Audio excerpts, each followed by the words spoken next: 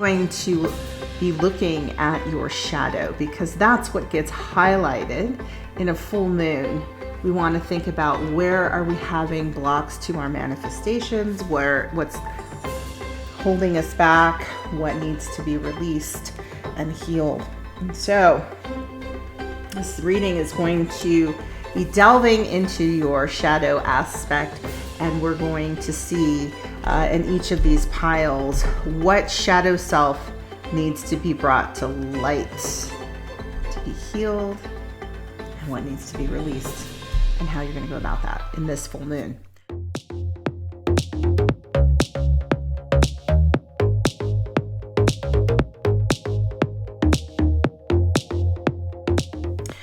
Welcome into your reading for the full moon in Gemini on December 7th.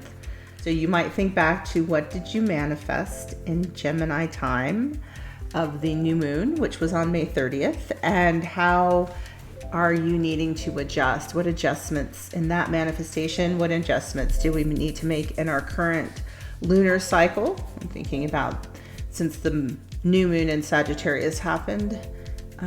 And then also as we exit the year. So I have here a Moonology Oracle card, Embrace the Flow of Life. And we're going to do a pick a card reading. So if you're not familiar with pick a card readings, you just decide which pile, you let your intuition guide you. I'm going to be using these, I think they're called, Divine Door. I can't quite see too well, but these Divine Door oracle cards to guide your pile selection. So for pile number 1, you've got this green gate to go through. That resonates with you. For group number 2, door number 3. And door number 4. Alrighty, so feel free to choose whichever door you're drawn to see what is opening, what doors are opening for you into your shadow self that are asking to be healed in this full moon. If you are drawn to more than one, and if you're drawn to all of the piles, surely feel free to watch and let your intuition guide you. The messages within will connect to your intuition provided they're your messages. So let your intuition guide you towards door number 1, door number 2, door number 3, or door number 4. I'm going to go ahead and get started. And if you're not seeing this reading at the full moon in December, which is when I'm doing this reading, it will apply to you for whatever upcoming full moon. You're seeing it when you need to see it. So, all right. For those of you who've chosen door number 1, let's go ahead and see. You got this wonderful green gate here. I will see here what is going on here with the door number 1. A green gate is opening. You're walking through this gate, a garden. You think about the garden of yourself, the garden of your dreams. The message on the back. Oh, there it is. A note on love. Seek different seasons and enter into the unknown. When love is the focus, foundation, and goal, blessed is the body, mind, and soul. Seek different seasons and enter into the unknown. When love is the focus, foundation, and goal, blessed is the body, mind, and soul. So I'm thinking right away about different seasons, right? So this has definitely got that springtime energy. So there's something, and again, are we going back to that manifestation in January? Back to that manifestation in, well, that was, it should have been in Gemini time in May, but was there something you manifested maybe even last January? What were you manifesting? Or are we thinking about where you're going to go in a note on love, seek different seasons. So love is the focus. Foundation and goal, blessed is the body. Love is your focus. We're going to start with this ancestor message. Notice the signs. Okay. Investigate symbols and nature spirits. So this card, right, we have these three, again, this heart chakra energy, you know, all this green color, the green field. There's something about the door of love opening. Look for signs in this full moon. You're going to be seeing something that's going to help you recognize your path into the unknown. So this again is that mind, body, what was the other one? And soul, right? There's three. Blessed are the mind, body, and soul. Love is the focus. All right. So the first card here is what shadow self needs to be brought to life in this full moon. Rebel. For rebel, you reject legitimate authority out of anger and rebels out of peer pressure or fashion.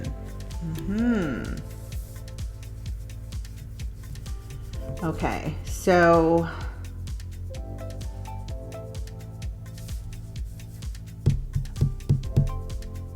legitimate authority. This is as an opposition of, right? So in the light attribute on this one, you're challenging authority to affect social change, and you reject spiritual systems that don't serve your inner needs. But here in the shadow aspect, this is legitimate authority. This is authority that someone has, you know, we have different roles to play in society, and different structures exist to help make sure that we can keep things organized and society to flow. However, your shadow is just angry at anyone who tells you anything. So I'm just going to reject it all. A lot of anger. I don't like to be told what to do. I don't like boxes. And so that's the shadow that this moon is coming forward to in this full moon that's coming out. And why you're seeing this, it's because it's blocking your manifestations. This is causing a problem to bringing in what it is you're seeking, something to do with love, something to do with balancing your mind, body, and spirit. So how is this shadow self or aspect impacting your life? Angel of balance in reverse. You're not in balance. There is, again, this is this energy of balancing your mental and physical and spiritual self, and you're not in alignment within even yourself because you're so angry. With legitimate authority to the point where, and this is also interesting, out of peer pressure or fashion, right? So it's very much, I think, we're very much in a very polarizing time in our culture where it's very easy to reject all kinds of systems because they either were not the ones I created, they don't reflect my community, or they are old-fashioned, and so they could be a lot of this peer pressure. To me feels like a lot of noise that's going on in the collective, and we might jump on some ideas and bandwagons. You're jumping in there, your shadow is happy to jump in there, and it's not because you agree with overturning the status quo, because you're looking for social change. That would be in the light attribute. We're in your shadow, but because of anger. Just angry. There's a lot of anger. And that anger is tossing you out of balance, and it's blocking your manifestations. I'm going to clarify a little bit here with the tarot what's going on with you here. Door number 1.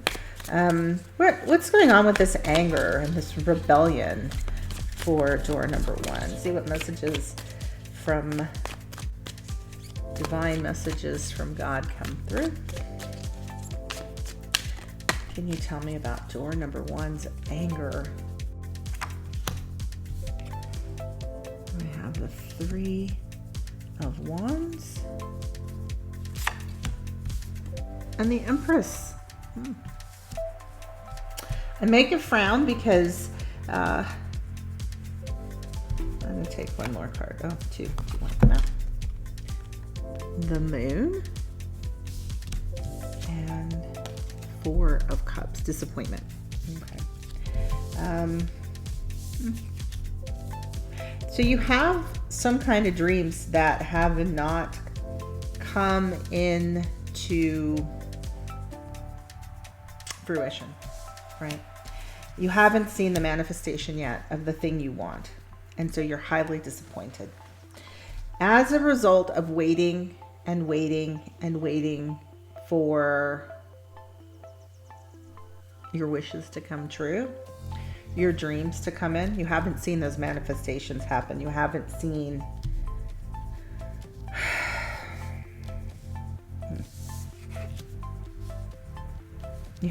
your dreams come true. It's forcing you, or it's putting you in this place of resentment and anger and disappointment because you don't feel like it's ever coming in. So again, this rain is making me think about this card here. Seek different seasons and enter into the unknown. So God is really asking you to take a leap of faith and go into the unknown. Go through this unknown door when love is the focus and foundation and goal. Right now, love is not the focus, foundation, and goal. Anger is. And I'm going to overturn, the man or whatever legitimate system of authority. And you're not seeing a distinction, right? This is your shadow. It's not distinguishing.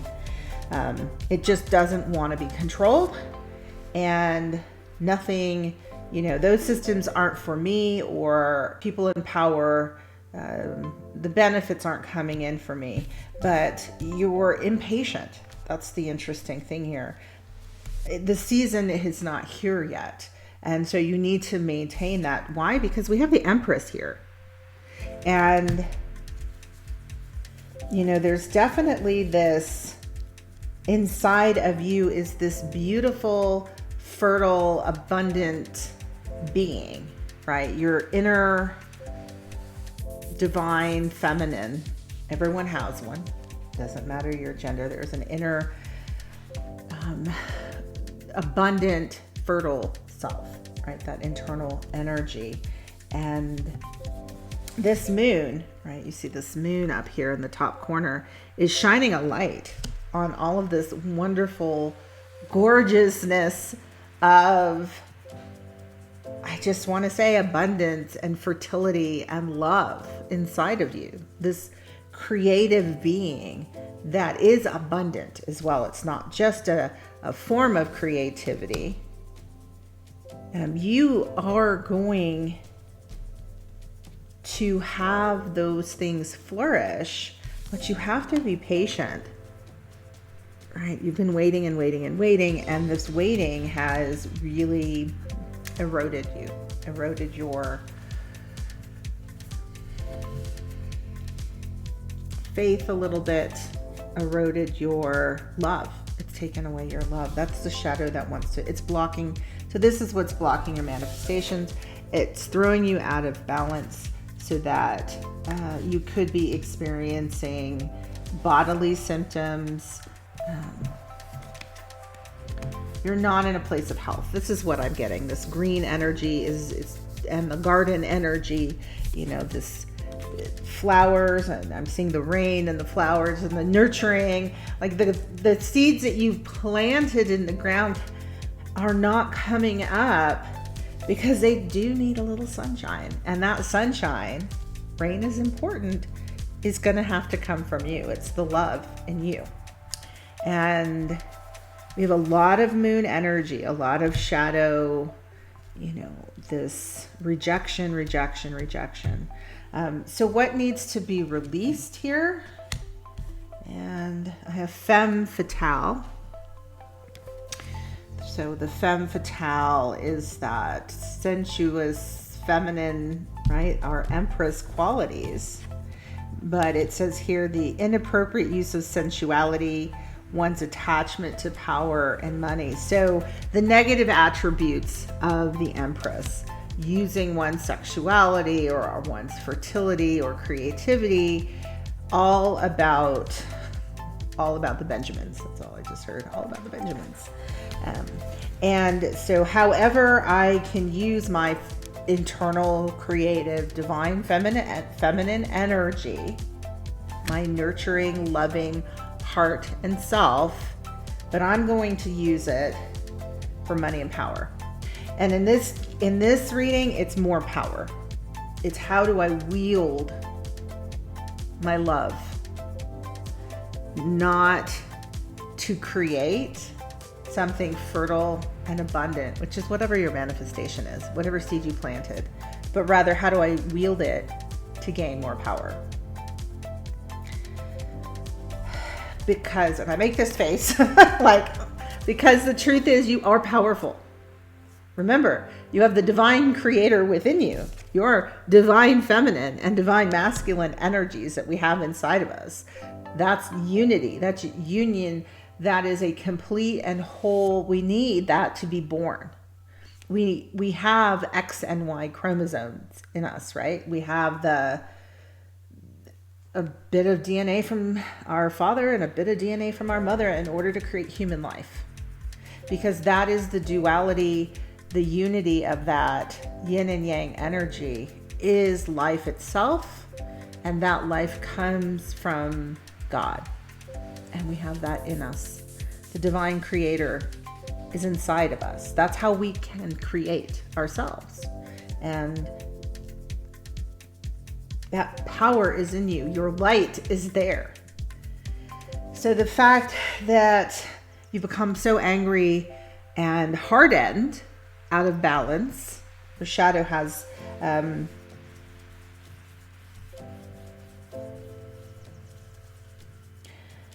closed down your heart. Your shadow has closed down your heart and that light to where what now comes through is anger. And that's how you're going to operate through the world, as angry, because that's safer than being vulnerable and loving and open. That's also detracting from your power. It's blocking your material abundance and it's blocking your true creative power. So that needs to be released. So in the light attribute, highlights the erotic energy of the feminine, opens your heart when your dependency is rejected. So the moment you release your attachment to money and power external to you, then that true divine light can come through. How is this femme fatale, this angry woman, essentially rebellious, angry woman, divine feminine in you? Not only are you unhinged and out of balance, you are, and your true nature is this lovely, abundant empress energy. How is this impacting? How is this limiting? That's the word I used. How is this? Oh, it's limiting you. We have the card of deceit. Wow. And that, you're surrounded by similar energy. That's the challenge. Everybody's out to maximize each other. Everybody's all about, I need to get the Benjamins. I need to get more power. I need to use whatever I can inside of me to acquire more and more and more, because my power is external, not internally driven. It's not my own internal fire and flame that's going, but rather, what can I get? What can I get from you? And this is what's going on for you as well. This is the energy that you're emitting. Every interaction is transactional. So no wonder you're so angry, because it's all transactional. Where is the genuine joy?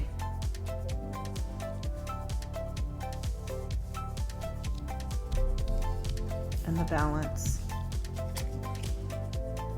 Blessed is the mind, body, and soul when love is the focus, foundation, and goal. Love, love, love. Love, God, right?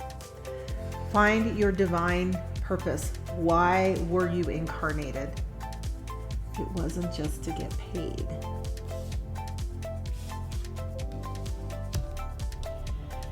All right, so out of balance, deceitful people around you, you're being deceitful, you're deceiving yourself, you're not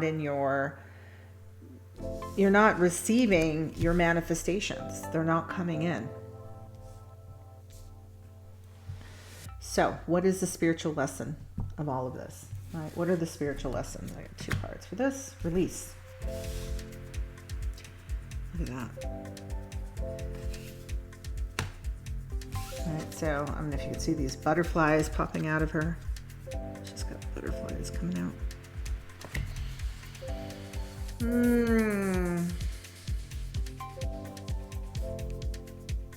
It's time to release this anger to spirit.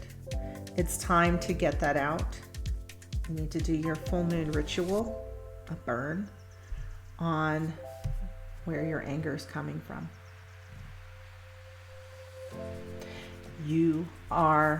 Why is your divine feminine so angry? You got the angry woman going on here. What's burning you up? It needs to be released and relinquished. It's blocking you and your path to love. Another spiritual lesson. Oh, so this is your spiritual lesson. I'm going to flip that over so I don't get distracted. Is to release. It is to teach you the true power, the true place of power in you is your own burning internal fire, your own gorgeous and loving and vulnerable divine feminine.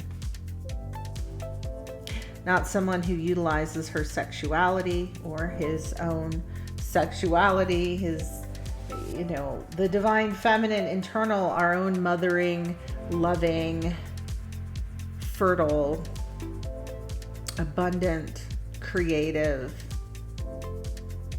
blossoming selves, and distorts that and twists that so that it all becomes about being very transactional, right? And inviting in, this very, definitely has got like devil energy on it, inviting these very toxic connections and people and things that you are lowering yourself into. The lesson is to teach you to release that. You're not having your manifestations come through because of this shadow, this anger, and anger with authority. We would develop anger with authority. This is feminine anger, because in thinking about the duality, well, it must be the other. It must be the masculine, the man that has all of the power. So I'm going to reject that.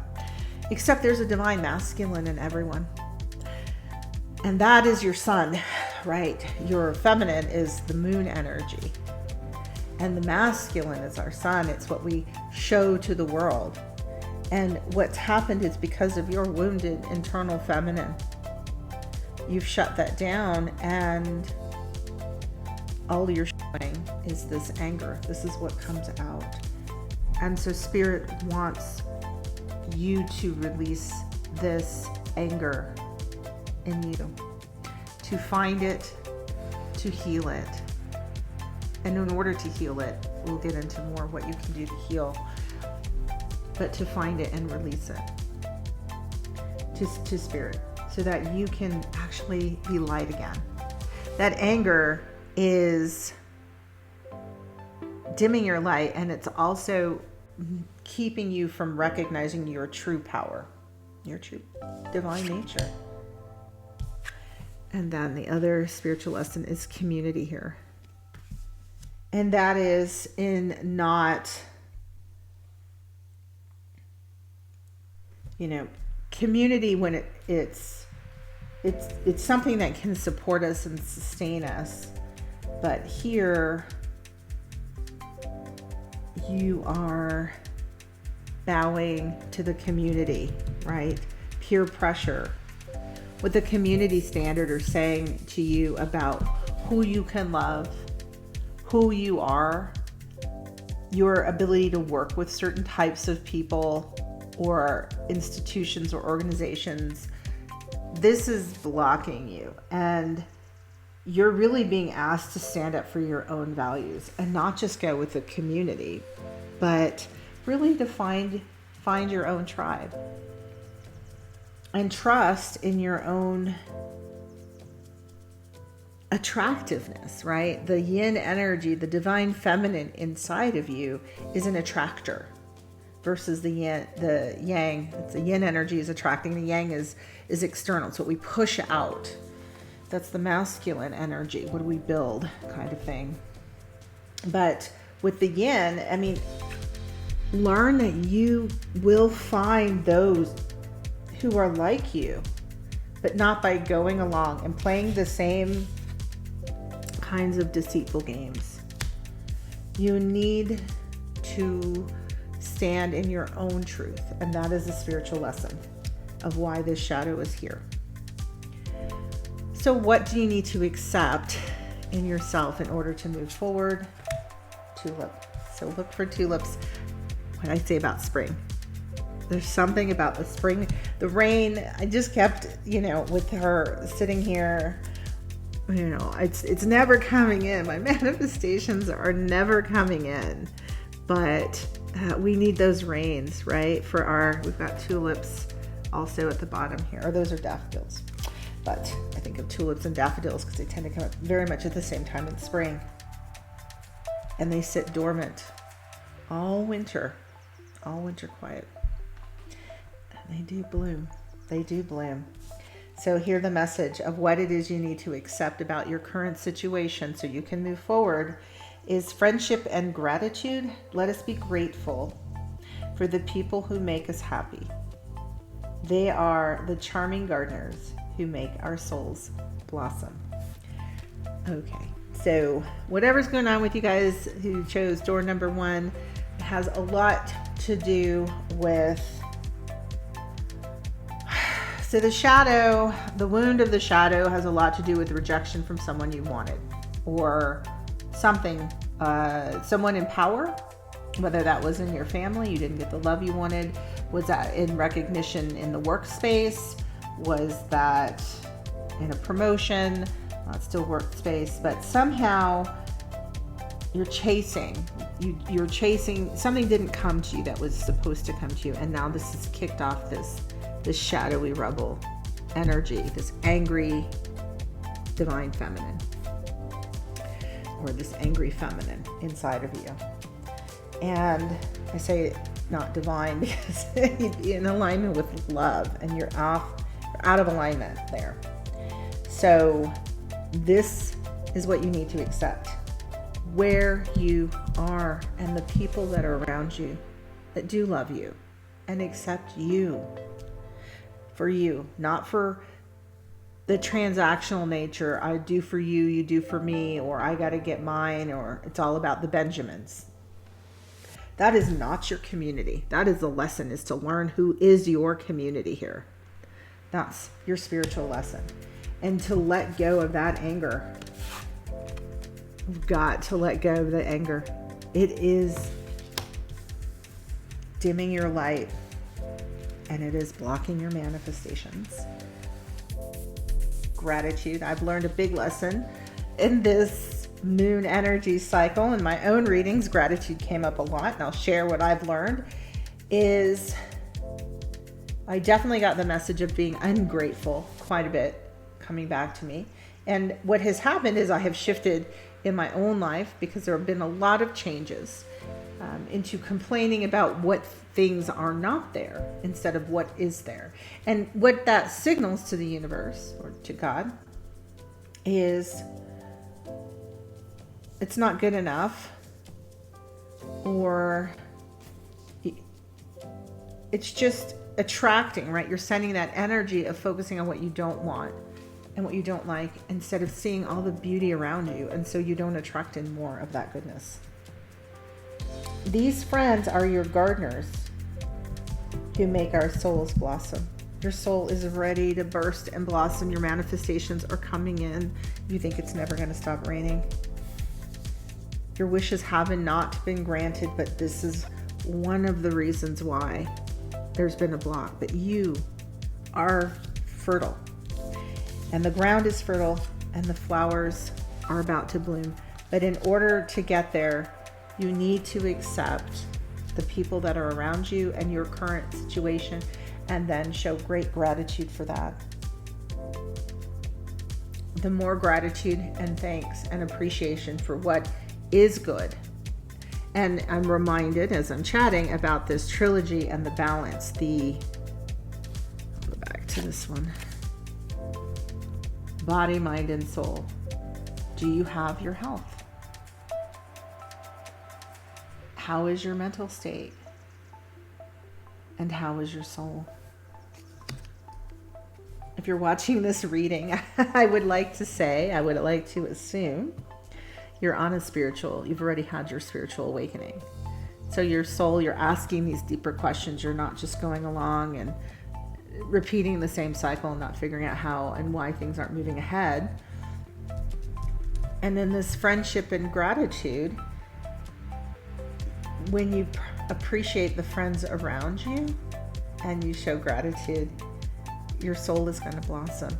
And that's what's happening here in this lesson. Spirit is trying to get your soul to come on out and share the beautiful light within you. So the next question then is, how do you heal the shadow self? Excuse me. Actually, also as part of what you need to accept, I did forget that I had these. All right, so let's also see here what else you need to accept. This and that are true, this dolphin spirit energy. So that, I'll put this here like this.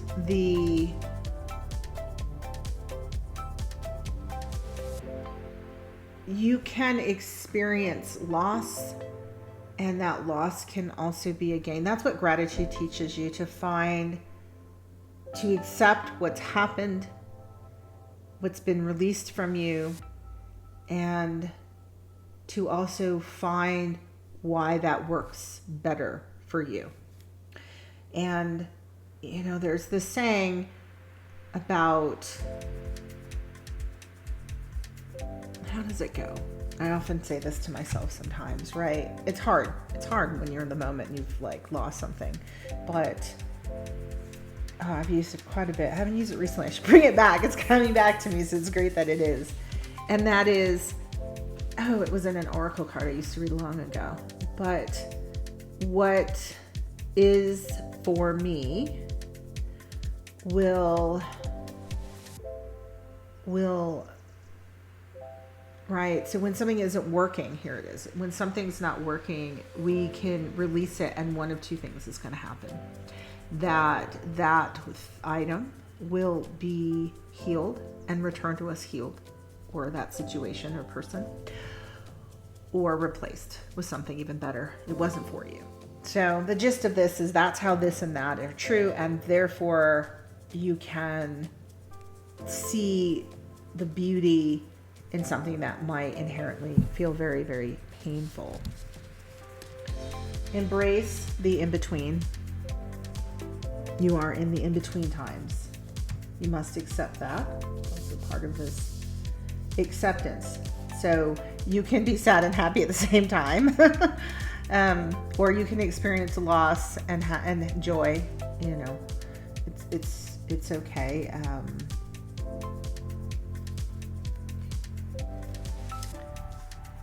Yeah, it's not an either or in life, and that you're in the in-between place.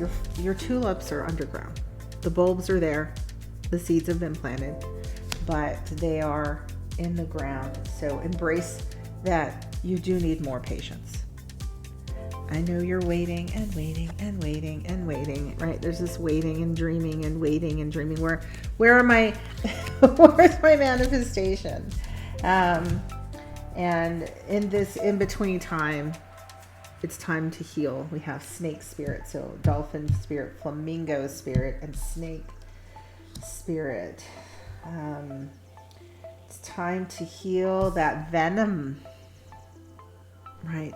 That toxicity, that anger. 55, this big change here. This is really what Spirit is really wanting you to do, is expose this angry feminine in the light of this full moon and heal her anger. That's what is seeking healing. So let's see. What do you need to? Oh no, I did that one. So how do you heal the shadow self? I did not see the cards. Illusionist, dissect your anger to uncover compassion. And this is an interesting card because, I don't know if you can see here. These animals are locked in, eye to eye. I don't like you at all, but they're also mirroring. So when I was talking about the man and the angry woman and rejecting authority, which is very much yang energy, but to be complete and whole, we have both. We have yin and yang.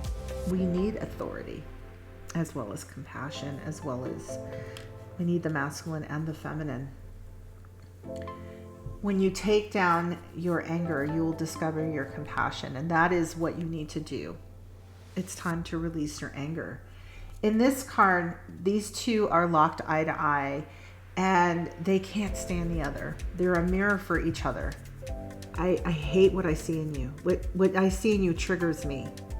And the meaning of this card and in this image is, it's called illusionist. The illusion is that you're the other. But in fact, it's those triggers in someone else that we just can't stand that are really the things in ourselves that we're angry with. So all of this angry feminine at the masculine energy, all of this angry. And this is where I'm going to get my power. Because that's how the masculine gets their power. It's,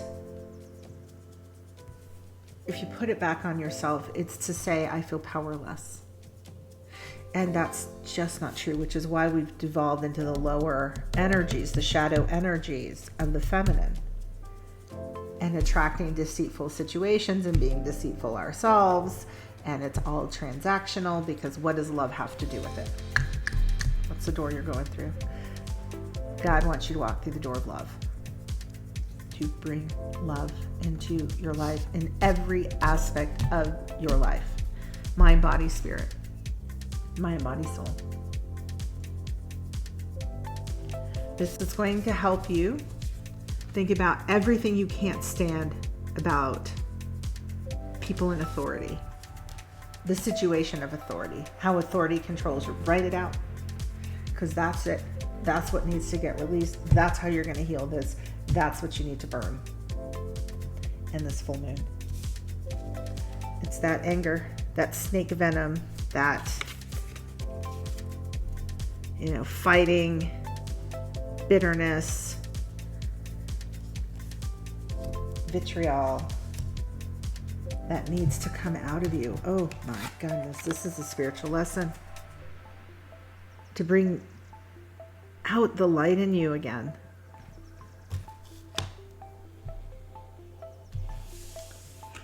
What else is going to help you heal the shadow self? I said patience. Here it is. Heron. The heron animal spirit. Where I used to live, I had a lot of herons around. Patience. Create a place in nature's stillness and be renewed. Take time alone to find balance. Step confidently towards your purpose. Patience will bring you rewards.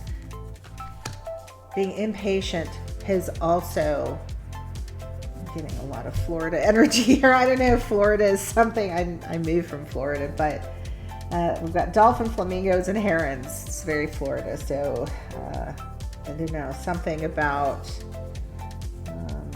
Florida. I'm just going to put that out there for some of you. Maybe that has some meaning.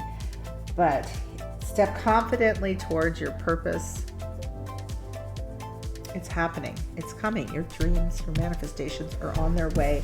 In fact, I would say when you see tulips, you should see some progress, provided we've healed the shadow. This angry woman. You need to do that release work. Go into nature. Maybe that's why I'm getting this Florida energy. Dolphin, flamingos, a zoo. There you go. Go to a zoo.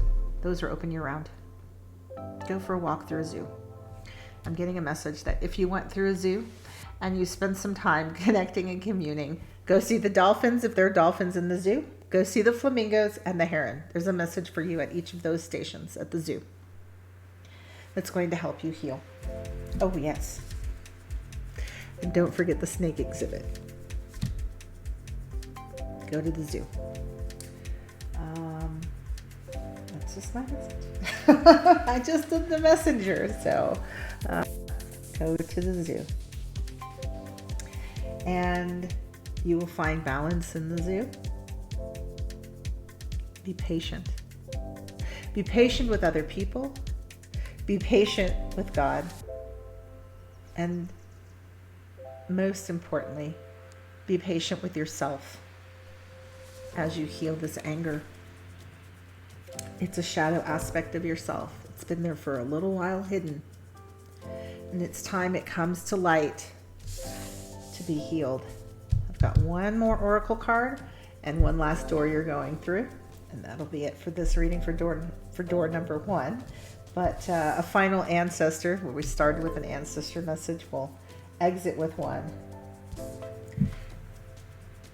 This says, whole self health, natural therapies, balance, and Ayurveda.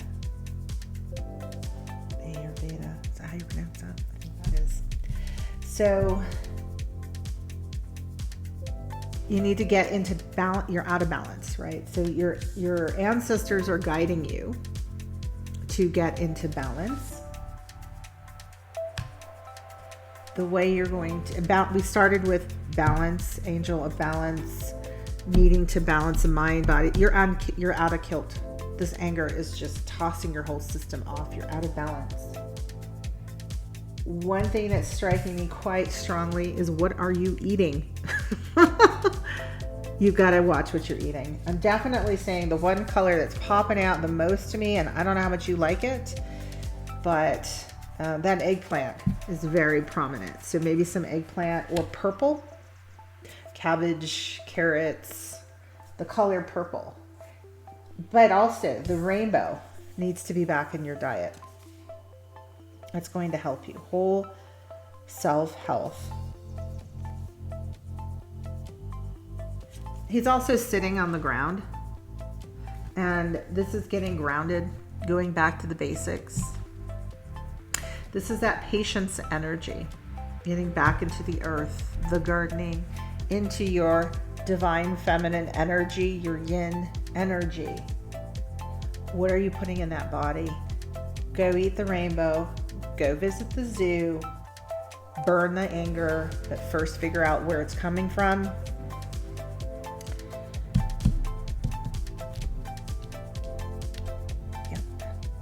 Find out why you're so angry. Oh, it has to do with authority. Somebody in authority. Why are you so triggered by those in authority? And the final door, the final message. You entered through a door, and now you'll be exiting through one, for door number 1.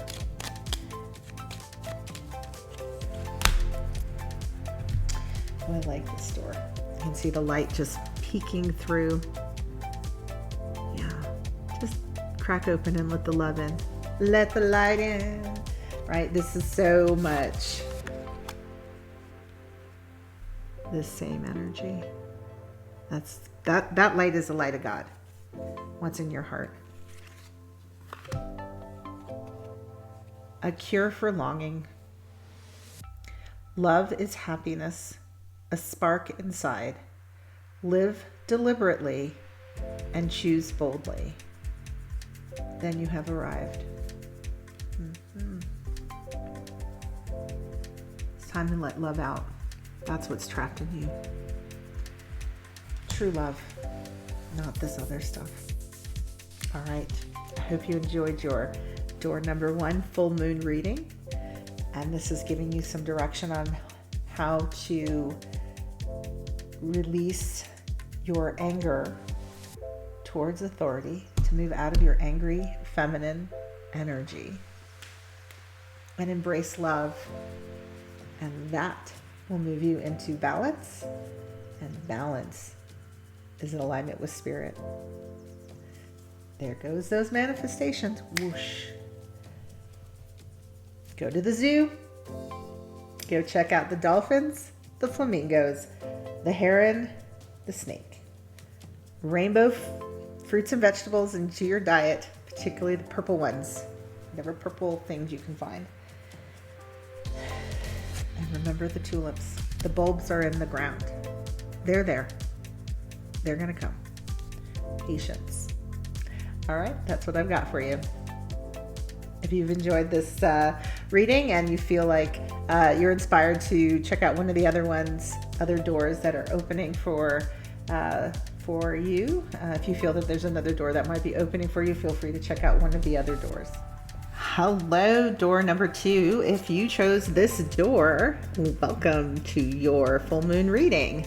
So I will go ahead and look at the message here of this door, and I've got some pre-shuffled oracle cards for you. We've got a bunch of questions, but the 2 main questions is what shadow self needs to be shown, or what shadow self is being brought to light in this full moon, and what shadow aspects need to be released. We're going to talk about how that shadow self is blocking your manifestations and limiting your manifesting power, I was going to say creations. I keep hesitating to say creations, but perhaps some of you are trying to create something right now, those of you who have chosen door number 2. And so we're going to see what the spiritual lesson of all of that is, and then what can you do to heal that. So let's go ahead and get right on in it here. Looking at this door, it's a closed door. So the door is closed. And there's a beautiful archway over it. I'm seeing this trilogy energy. Maybe trying to find the door to spirit. Trying to find your way to connect to spirit. But there's a message on the back. I'll go ahead and read. 3-eyed raven. 3. And that was that creativity energy I picked up there in the beginning. As sunrise hits upon the dew, a messenger raven caws out with news. Prepare for the unexpected. Well, door number 2, something unexpected is coming towards you in this full moon. Okay? The unexpected. A message. So I'm just trying to see, like, are you hiding behind that door? Or is that message coming in from the other side of that door? We'll have to see. Let's begin with a message from your ancestor on this door. This is very interesting. Pile door number 1 had a very similar kind of energy of balance. So I'm wondering if this is going to be a theme across. No one has the same cards because I pre-shuffled and I only used each card. The only cards that will get duplicated are the tarot clarifications. But you may have a message behind door number 1 as well for you in this full moon. So expect prepare for the unexpected. Prepare. Like It's coming in. Balancing, I think it's very interesting here. It says here direction, growth, and life stages. So the wheel is turning. Fate and destiny is coming in this full moon. There's some fated and destined changes that are meant to be on your path. I like this butterfly. I'm seeing this butterfly here is the strongest point on this card is that butterfly for me, and this feather in this reading. And this is definitely giving me this sense of communication from God and the angels, sending down messages for you on how you transform and turn into a butterfly. Message, right? Isn't that what this was? A messenger raven calls out with news. Yeah, there's a message coming in. We're going to have to find out more about that message.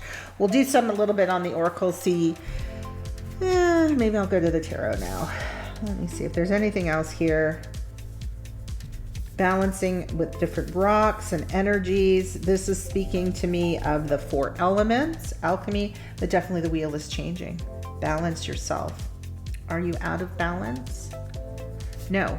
Balance yourself, ground yourself, because unexpected's coming in.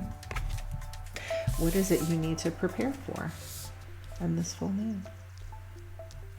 I'll get some tarot on that. Let's see. Let's see what window of information we can get here for our viewers on door number 2.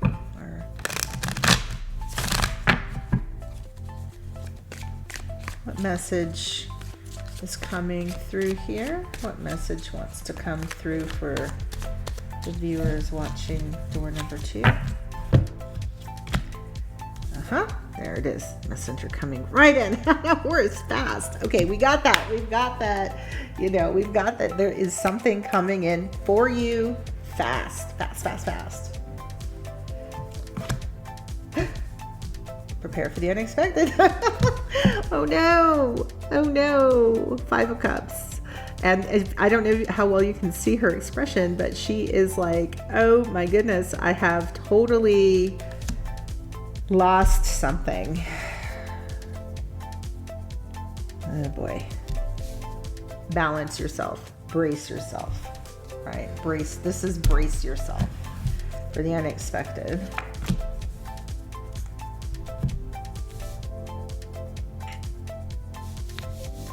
Interesting. Well, I can't tell because the Queen of Cups is what came out next. And she's definitely composed. Like, she's not flustered at all. She's totally good. She got this, right? That's what Spirit wants you to do. You got this. So what I can't tell is, not yet. We'll read a little more. But my first kind of thought here is,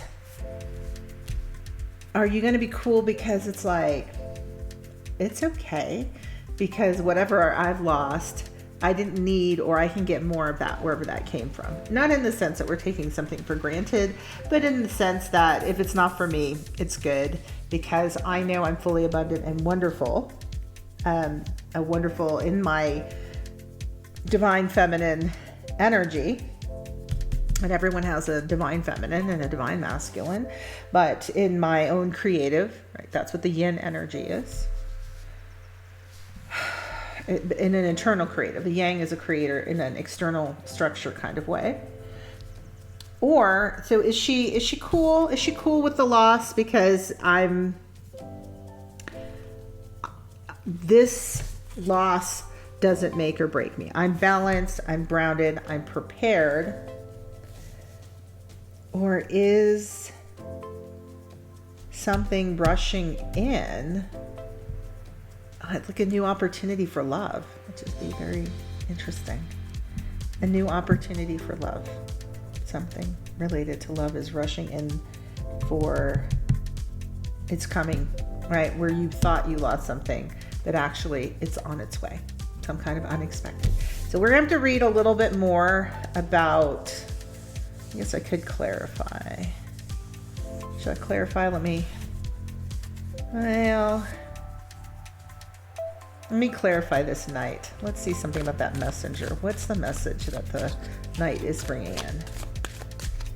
I don't want to get too far ahead of myself. We have a lot of messages waiting. Ten of Pentacles. It's like a windfall. So I'm definitely leaning in the direction that you think something is totally gone or something has been lost. And I'm not sure to what degree you're unfazed, but your manifestation's on its way. Looks like there's something in the way. Let's go see what gets illuminated in this full moon. Prepare for the unexpected. So in order to receive, that's what's going on with you, door number 2. In order to receive, you need to clear some stuff because this is on its way to you. Great abundance. So I don't know what you've been manifesting, but it's well on its way. Get ready and brace yourself. And so that's right. So you want to be balanced so that you can receive. And if you've got some shadow running loose out there, which we all got shadows.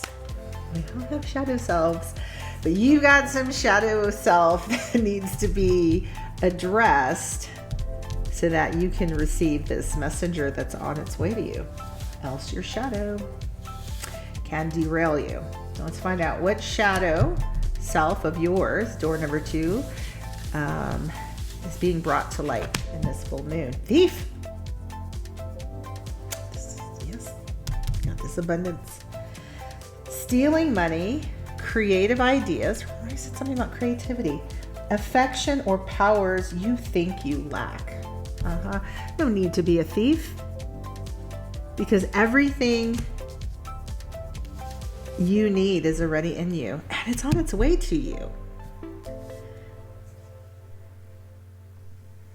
And in the light attribute, I feel like the light attribute of this card says sheds light on the potential wealth within you that can never be stolen. I feel like that's a spiritual lesson, right? We're going to get to what the spiritual lesson is. So you have a shadow self that's being exposed in this full moon that doesn't think that you are creative enough. I started with that creative. I'm going to stay with it because it's there on the table. You're not creative enough to run a business or have your own business ideas. You don't think you can come up with your own money or art or writing or affection. It's interesting, stealing money or affection. So manipulating people to want to be with you or in situations, or maybe stealing someone else's partner because you don't think you can find your own. Any other type of power here that you feel that you lack. Oh my gosh, you're such a wonderful manifester because this is coming in. You know, it's prepare for the unexpected. Something is headed right to you, door number 2 in this full moon. It's coming in. One of your manifestations is there. But if you're in this thief energy, your shadow of the thief is running around out there, that is going to cause some blocks to your manifestation. What is this going to do? We have the thinking man in reverse. So here we have, right, this overly rational, analytic, manipulative kind of energy. So it's stopping you from your own wisdom, your own insights here, the thinking man. Always calculating and plotting. Too busy trying to take something from someone else that you aren't paying attention to what's coming right in for you in your own place. What needs to be released? Oh, interesting. God.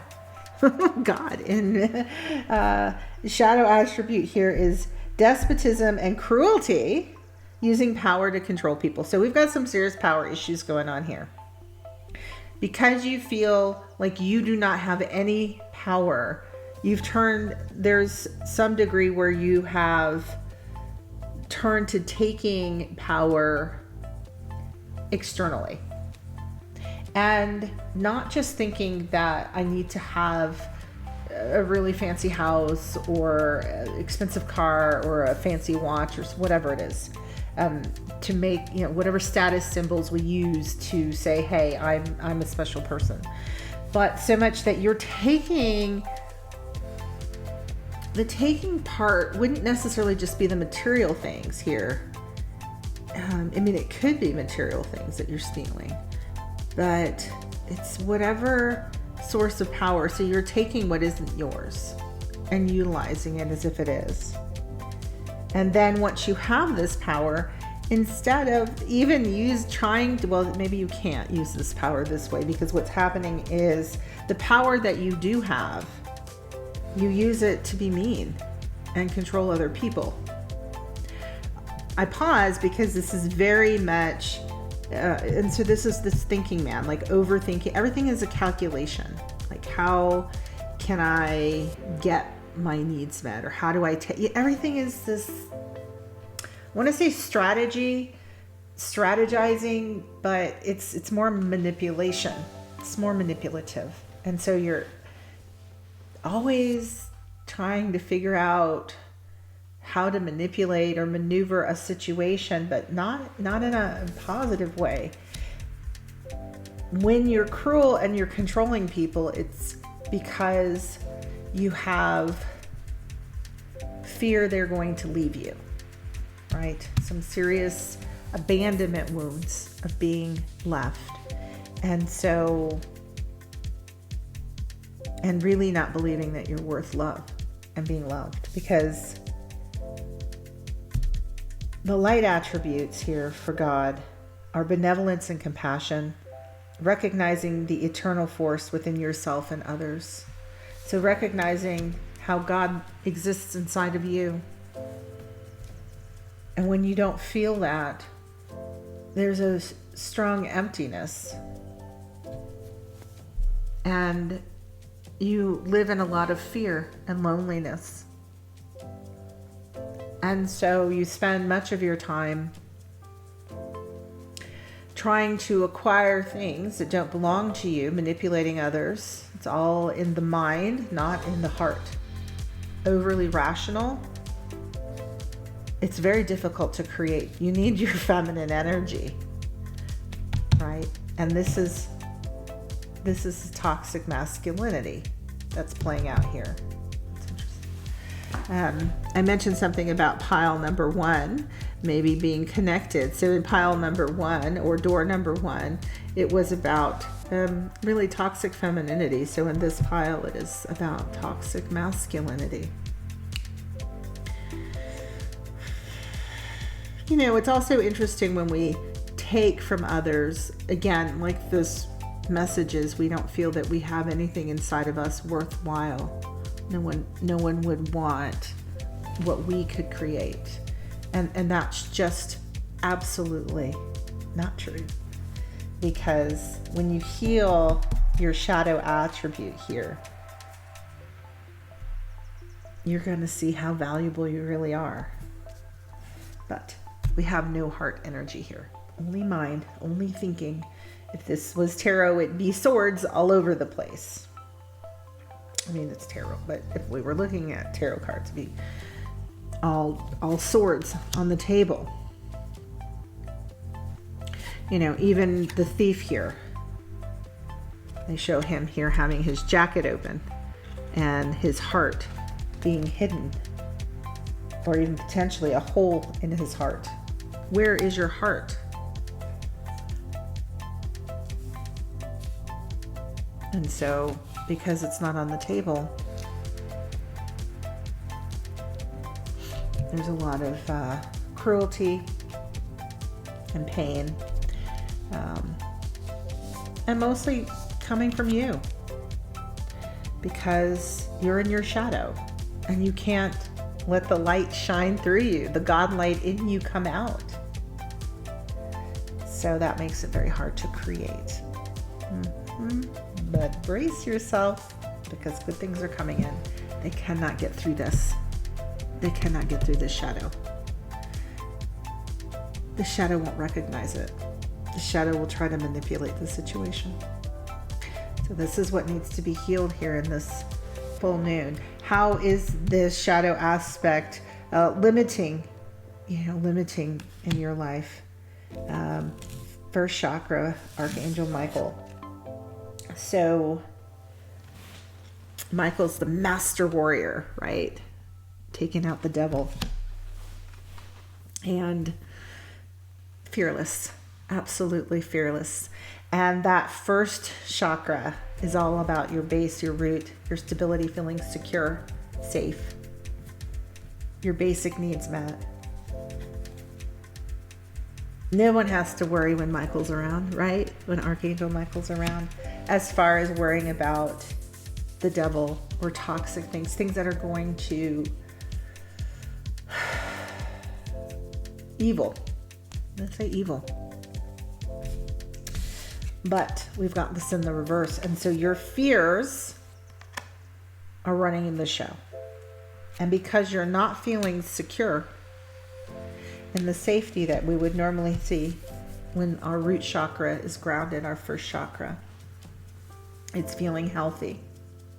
This is why we're in this cycle. You're in this shadowy cycle of basically feeling like you have no power. So you have to do whatever it takes. And you're justified to do that. You're justified because that's how you get by. And maybe that's how you have had to get by. Or maybe it's not how you've had to get by, but it's what you've done. The shadow was created somewhere. And the heart closed down. The heart closed down. The fear rose up. And when you opened and stepped into the shadow self, you also attracted all of your fears towards you. This shadow is never allowing you to feel safe. It never allows you to feel like you ever have enough, that you're ever going to be okay.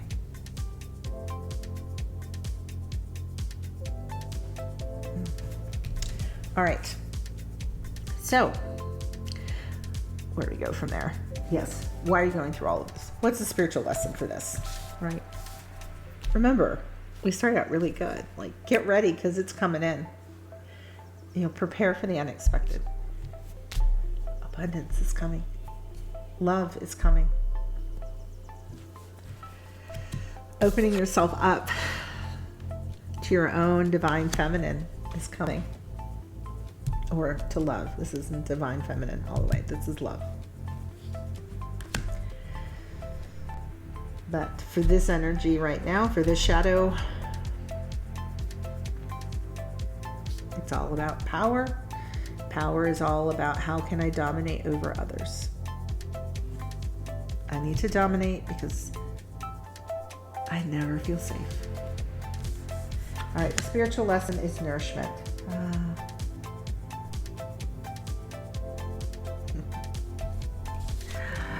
Oh my goodness, this beautiful card here.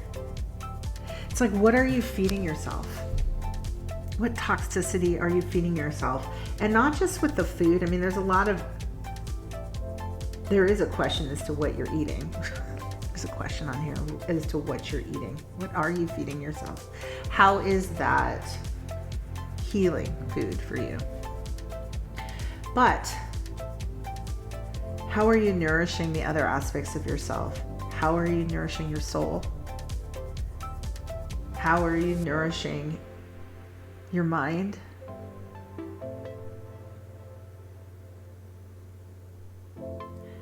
The spiritual lesson here is to also open you up to allow these waters to flow.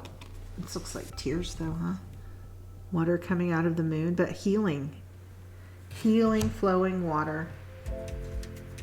I would say definitely in this this full moon manifestation for you, time of the full moon. In this full moon, water, bathing, you need to clear the negativity, right? So some salts, nice bath salts, some herbs, You need to nourish your body. You need to nourish your soul. That's why this has come to you. This shadow self is here to release you. I mean, she's open wide. This is a very open energy here. I don't know if you can see this person. It's very open, not closed. You know, this, I'm scared and I need to have all this power. It's very much closed energy, but this is very much an open, nurturing, nourishing energy.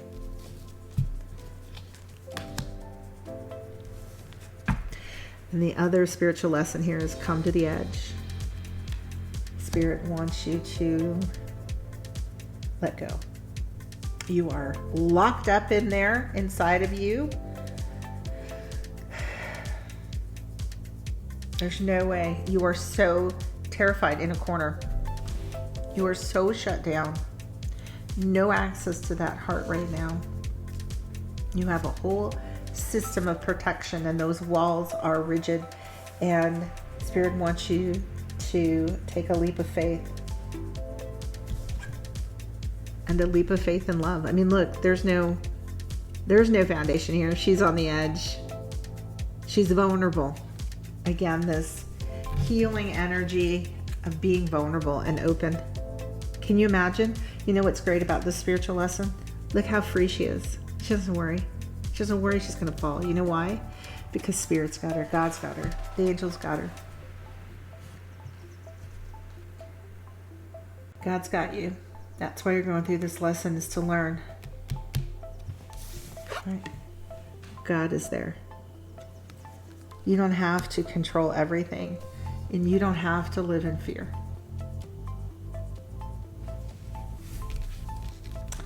So what is it that you need to accept about your current situation so you can move forward?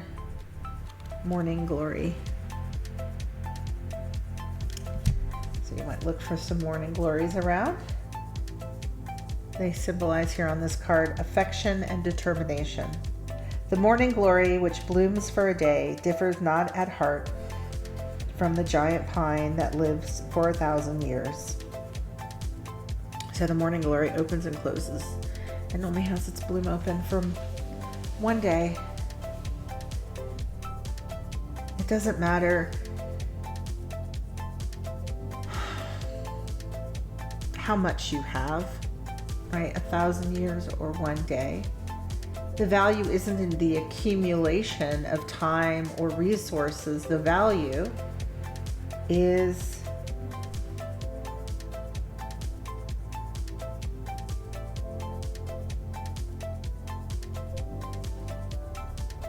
how much heart and love is there and present. How much heart is there?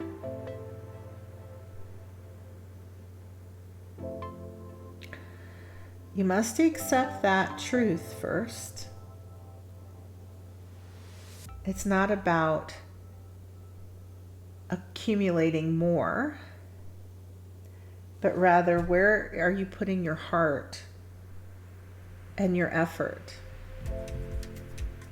That's what's going to help you in your manifestations. Because your shadow is leaving you in a place with no heart. No heart is no creativity. There's nothing to nourish you. There's no faith. There's no ability to take a risk. You have to take a risk to be a true, I don't know, to truly create and to live. To live. You cannot stay in this place of safety. You know that already, though. That's where all of this emptiness, this hardness, I need to control. I need to have everything exactly in its place. I need to calculate. I can never trust anyone. I can never open my heart up to anyone. You must, in order to fully experience the joys of living in life. And it's coming in. Brace yourself. I said it says balance yourself. expect the unexpected. And then now I understand this Five of Cups. I can't expect the unexpected. Do you know what this will do to my life? This will completely upset everything. This unexpected energy coming in. Absolutely none of that. Deny a gift from God. Particularly when it relates to your manifestation. No, my manifestation, I can hear it. It doesn't require this. And that's not true. That's not true at all. Your manifestation does require this. What else? What else do we have here as part of your acceptance? Yes, here and now. The morning glory blooms for one day. It's every day that counts. Not the accumulation of look at all this stuff. How did you live your life? Were you free like this hummingbird?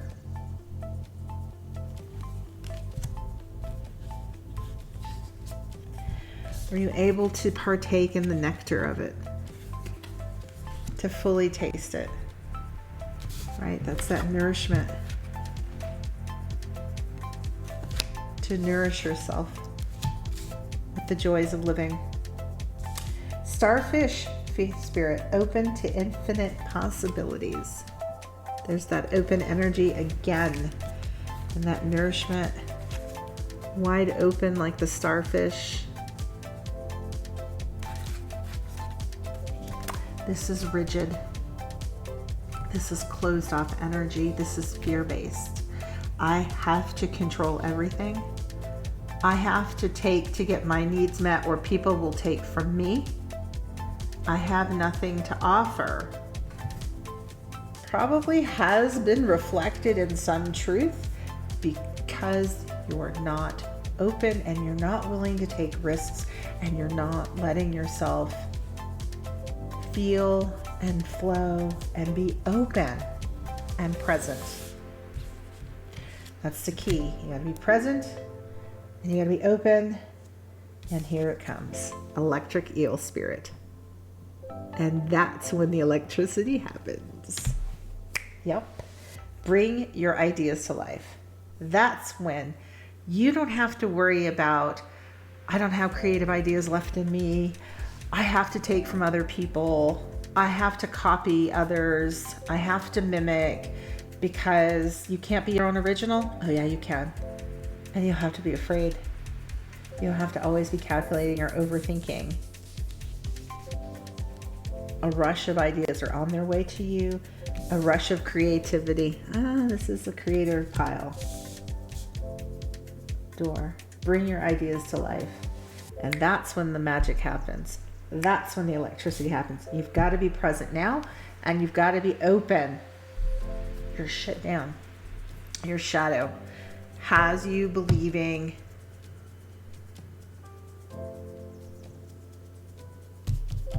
a lie. What we want you to believe, I'm not even going to repeat it anymore. I'm just going to go to the light attribute. We want to shed light in this full moon on the potential wealth within you that can never be stolen. There is so much wealth. Wealth. Nobody can take that. And that's balanced, right? You see the masculine and the feminine together. That's a balance. Ten of Pentacles, stable, balanced, yin and yang working together. Your internal energy, your divine feminine, your divine masculine, your heart and mind working in concert. Okay, so where are we here? One of the final questions is, how do you heal this shadow self? Mate. I did say love was coming in. Love takes unexpected forms. Very interesting. So you're going to be attracting in, or coming in, a new partner.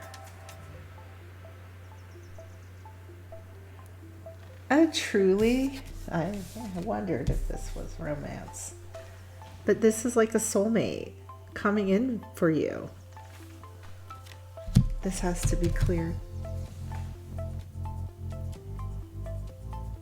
So how you heal this, expect the unexpected. Think about who you want to share your life with. Think about how you want your life to accumulate over time.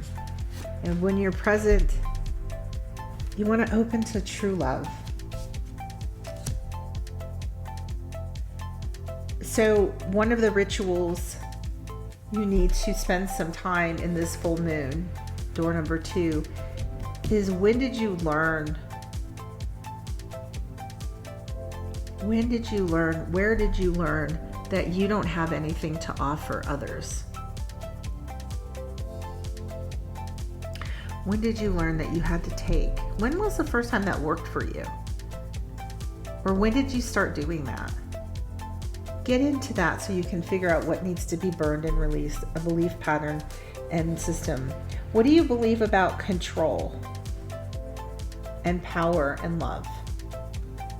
Right? Because those are out of balance. Your door. This is just a messenger. Prepare for the unexpected. Sunrise. As sunrise hits upon the dew, a messenger raven cries out with news. Sunrise. At dawn, there's a new day dawning. The door is opening. I asked in the beginning, I wondered where you were. You're on the outside of that door. Perhaps that's the door of your heart. It's about to open. Open to love. White stag protector. Okay, right. So this is definitely the divine masculine pile. This is healthy masculinity right here. This is that loving, divine masculine, not the toxic masculine. You are an old soul. The wealth in you that could never be stolen. You don't know the bounty of your own soul. Your best friend is nature. Use your intuition to take you where you want to go. Awaken the powerful force within you. There's a power that's coming through. This is breaking down this door. That's what this is, huh? This night is rushing in to break down that door that you've got yourself barricaded behind. And you're like, no, no, I am this life. It's like, in order to bring in this beautiful love and abundance for you. Oh my gosh, this is beautiful. Door number 2. You are meant to create blessings with your magic. Here's your protector energy.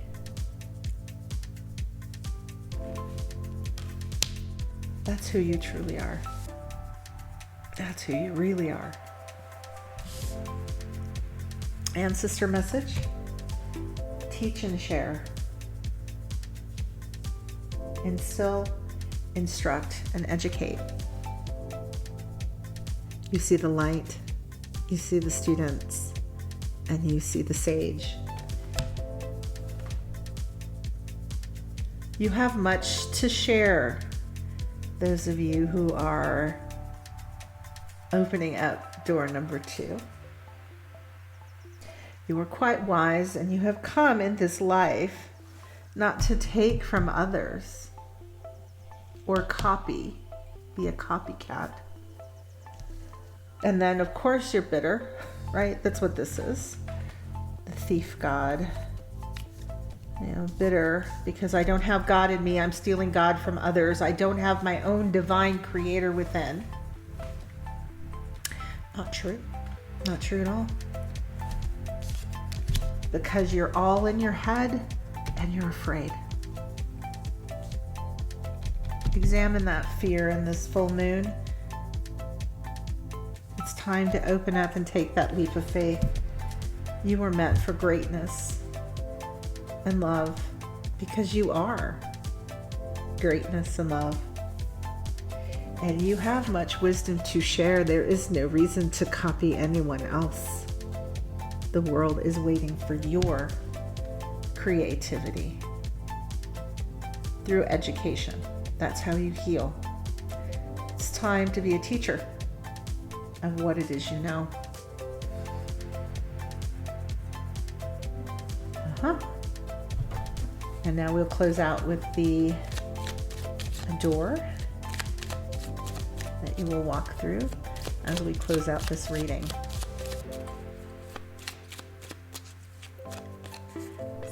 Of course. Of course. Just the image. I see the image. Right. Look at how open that door is. Look where we started. Door number 2. And look where we ended. That closed door. Get ready for the, how does this say? Prepare for the unexpected. And this one says, oh, I don't know if you can see it. Yes. Right? Say yes to your open door. Kiss the ground and touch the sky. Your soul is set now to leap and fly. Same energy. It's time to fly. Come out of your cage. It's self-made. That door has been locked and closed for too long. It looks like in this full moon, it's getting busted right open. New love and abundance is on its way to you. It's time to prepare. You're transforming. And God is sending in a soulmate.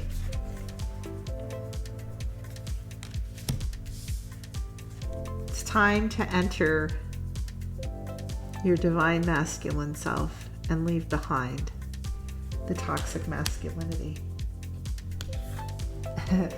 And that's when the electricity can really flow right through your heart. All right, door number 2, that's what I've got for you.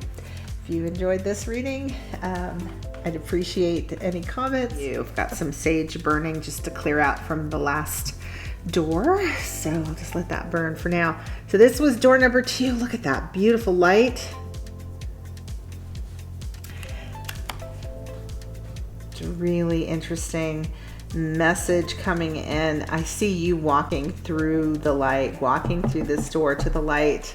For those of you who've chosen door number 3, what we're going to do here is we're going to see what shadow self is going to be illuminated for you in this full moon.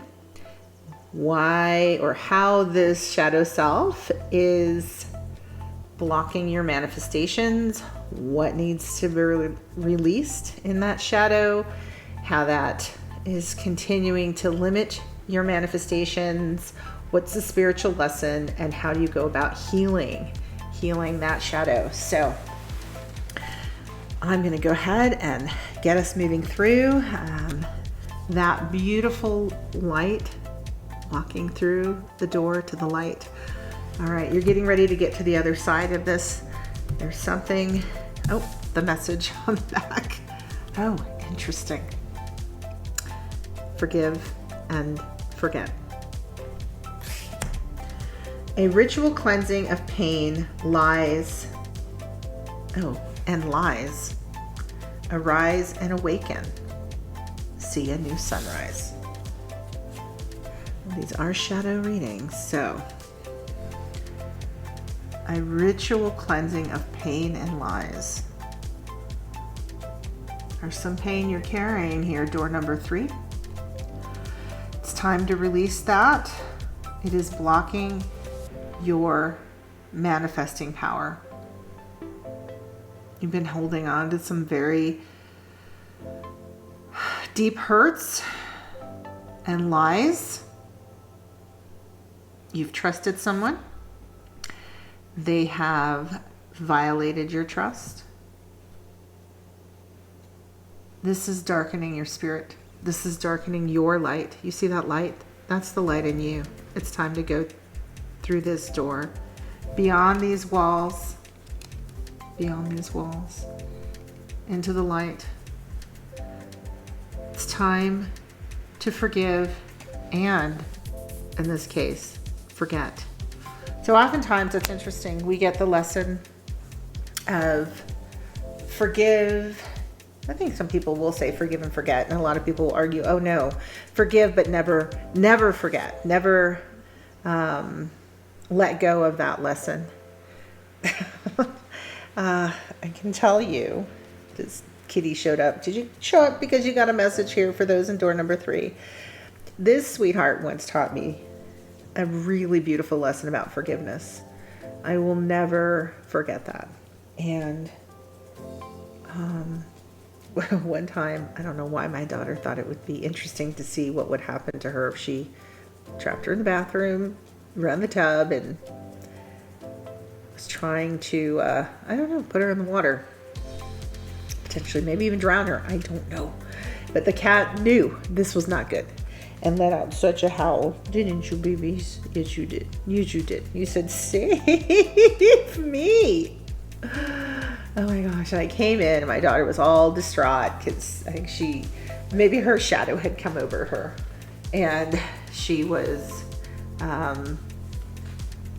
very much ashamed. And of course I lit into her and put her to bed and was telling her, you know, this cat trusts you unconditionally. They're small and they are, you know, completely dependent on us, you know, for our kindness and our goodness. This little cat, boom, boom, boom, right onto the bed, curled up right next to her, right next to my daughter, to say, don't worry about it. Don't worry about it. I forgive you. And I just looked at her and I just thought, you almost got drowned a minute ago. Like if I hadn't, for some reason, I'd been on the other side of the house, I wouldn't have heard.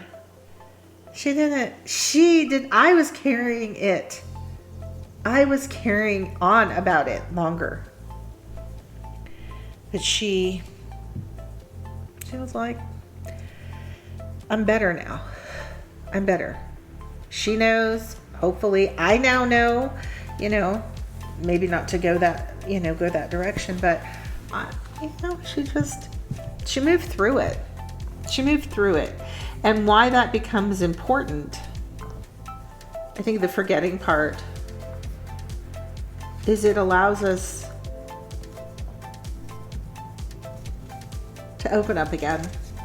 Because when we hold on to it, we forgive, but then the piece that we don't forget that people aren't safe. Don't forget the last time you trusted someone, what happened. Don't forget what happened the last time you gave someone your heart.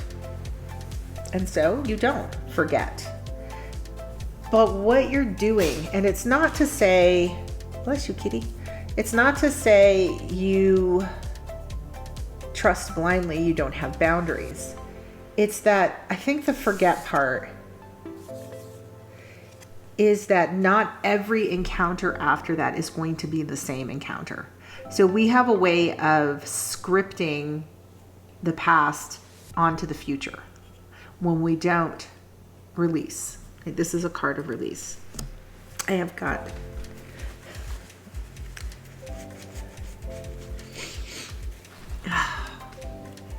had to wipe away. Kitty's sneezing. I'm about to sneeze from her hair. I need to brush her. But, you know, right? The shedding, right? Shedding. It's time to let go. Cat's giving all kinds of messages here in our reading today. A little kiki. But we script the future based off of the past when we don't forget. So when I meet someone new and it's a scenario that looks like the past, I'm automatically going to say it's going to turn out like the past. Do you know why it won't turn out like the past? Because you're different. You've lived through the past. And not because you haven't learned the lessons. You learn the lessons of the past and then you forget the past. And you treat the future as something brand new. But when we continue to script the past onto the future cannot do anything but repeat itself. Every person will betray your trust. Every person will violate you in ways that you were violated in the past because That's the script. And so therefore then you will never have any new encounters with people, either because when you do meet them, you're looking for those signs and signals that are going to say, red flag all over the place, or you don't even try. This says to me, you're not even trying. The doors are closed. You're shut down. A ritual cleansing of pain and lies. Arise and awaken to a new sunrise. Now we can have a new day. We're not living the same day of the past over and over again. And that's happening because we're in the memories of the past. That's the forget part. It's time to forget. It's to heal it. You know, it's your story, it's your experience, but we're not living in that. We're not living in that, because when we live in that, then nothing else can come in. Your pile has your door number 3. We're on door 3. Has, I'm checking my piles to make sure. Yes. 2 ancestor messages as we open up here. So, I've got this in reverse here. Spirit guides, insight, guidance, and purpose. So definitely getting this higher perspective. Your spirit guides are talking with you. They're wanting you to see things from a higher perspective. You could be too much down into the weeds. They want you to open up to the light and to get that higher perspective and view. And take time out. I wonder if this will pile might be upside down. Take time out, siesta, recharge, and rest. This is a card of boundaries. So it isn't about releasing and opening yourself up to the point where you are exposing yourself to harm. That's not the goal here. But the goal is no, it's not the goal. But the goal is to allow new experiences to become released of the chains, of the pain, of your past and the lies of the past. So we're taking time out, siesta, recharge, and rest. This is self-care. You're putting yourself first. You're also healing. When you see that broader perspective, you let the light in. Those lies and that pain are dragging you down. It's time to lighten up. Let it go. It's time to rest. You have been carrying some pretty heavy bags.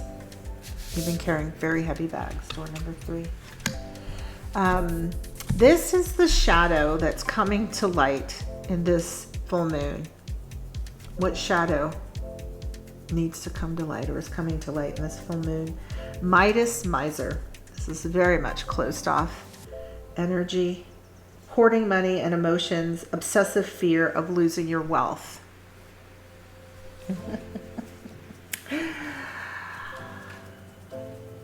Your wealth can't be taken from you, but will be part of the story and the lesson, right? Your true wealth. There's nothing that could ever be taken from you. But again, this is the past, the experiences of the past, the lies and pain of the past are painting what you expect in the future. So therefore you're in a hoarding energy. And when you're hoarding, here's this card, and the hoarding energy, there's no flow, right? There's a natural flow to the universe. God gives, and we are to utilize our gifts from God to co-create with Spirit, right? We co-create by taking in the light and sending it out. We're part of that electric current, right? We are light, but we're also electric, and we need to be part of the circuit. And when we're hoarding, we're like a closed circuit. Nothing is coming in, nothing is going out. That is your shadow. Your shadow is doing this because you're holding on. You're holding on and you're blocking new things from coming in. You're blocking the light and from coming in. You're blocking that higher guidance from your spirit guides. Nothing can reach you. Nothing can reach you. It's time to open up and let things flow. So how is this shadow blocking your manifestations? Healer of the ages, right? So this is definitely our Christ consciousness, our compassion. Healer of the ages. The figure representing here Jesus, the role of forgiveness, of compassion. It's not available to you. Nothing is flowing through. Everything's blocked out. And that means you're going to also have it for yourself. In fact, if anything happens, you automatically blame yourself, right? If any pain or anyone lies to you or your trust is about, it's your fault. It's your fault because you know better from your past, right? Because the past is going to dictate the future. And so then you berate yourself. You don't have compassion for yourself, and you certainly don't have it available for other people. Nothing can flow to you or through you. This is blocking your manifestation. You need to be an open channel in that circuit for that energy to flow for your manifestations. Your heart chakra is also blocked. Your heart chakra is what takes in and mediates the upper and lower chakras, your fears, your base, your power in the lower chakras, your material self to your spiritual self. It's not flowing. There's no connection. There's no love coming in. You're closed, completely closed off. This is fourth chakra, Archangel Raphael. You've got this in reverse. All this green energy here.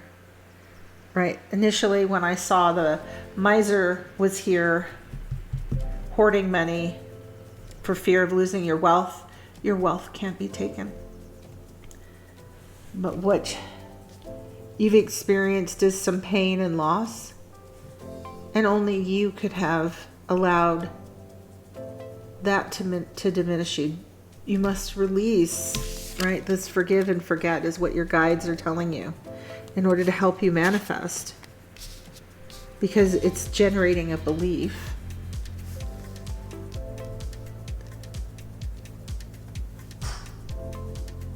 A fear. It's generating a fear that you're going to lose everything, all of your wealth.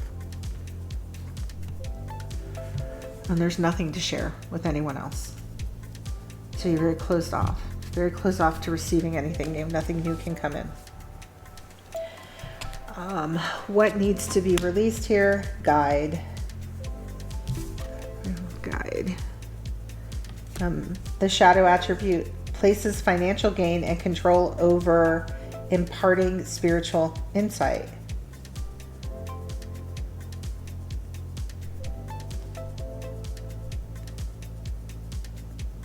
So within, and here's this owl, this reminds me of the messages that are coming through you. We all are part of that conduit, right? We all are part of that circuit of life. We all have a divine creator within us. You are to shine your light, to be a guide for others in your family, in your community, in the things you're passionate about. But you're not shining your light. Instead, you're focusing on financial gain and control. How do I make money? How do I keep what I've got? How do I hold on, right? The miser guide, instead of the open guide. Instead of somebody who shines a light so bright, because you're not worried about where your true wealth is going to go, that someone could take something from you. They cannot, because you're plugged in to God. That's eternal. That's being plugged into the master circuit board. That's endless, boundless. I keep hearing it. It's untainted. It's pure. And that's what you're connected to. Nothing can detract from that energy source. No experience.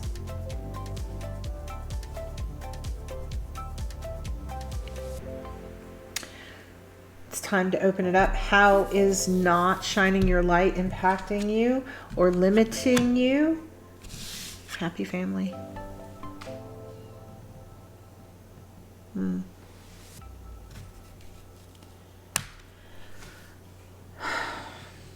Right, like you see on this card, I don't know if you can see here very well, but there it goes. Everyone's holding hands. They're connected like a circuit. You are breaking the circuit. You're breaking the circuit because of your fear, because of the pain. It's limiting you to have genuine connections, to have a happy family, because the past is writing the future, and because you have not been able to forgive and forget. Flow through. That light is trying to flow through you. And when it does, it can allow you to connect. What's the spiritual lesson in this shadow? Hunger. Wolf moon. Big moon there. Big exposure of the wolf within you. Which one will you feed? If you don't know that story, there's two wolves inside of us. Both are hungry. What do we put our energy and attention on? This is a spiritual lesson. What are you feeding? Are you feeding your fear? Are you feeding your joy? Your shadow has been feeding your fear. You are to see that. It is your fear that is running your life. It is your fear that is blocking your connection. It is your fear that is preventing you from being able to bring forth your manifestations. Truth be told.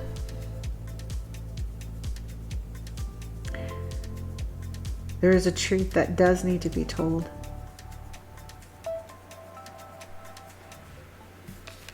There's a story inside of you that you're holding on to that needs to be released.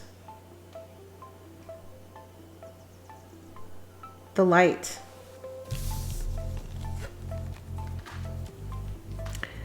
But you won't open up your closed circuit. But there is wisdom inside. You see that owl? And the love? That's the lesson. You need to shine. Because we all need your light.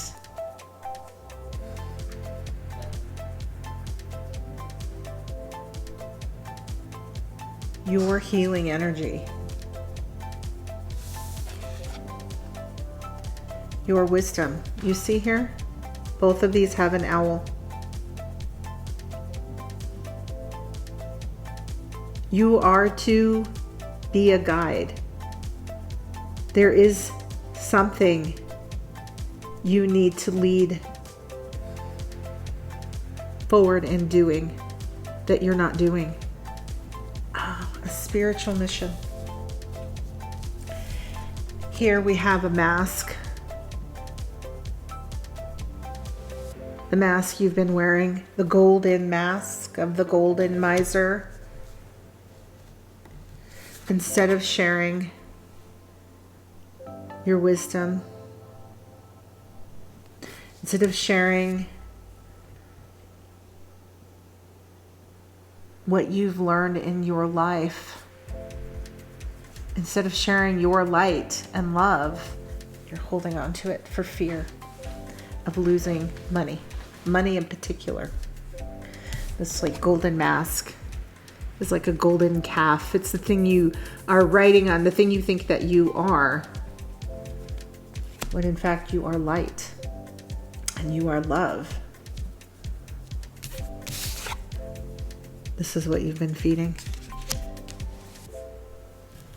What do you need to accept about your current situation so you can move forward? Destiny. We have Camellia, this beautiful white flower. It is not in the stars to hold our destiny, but in ourselves.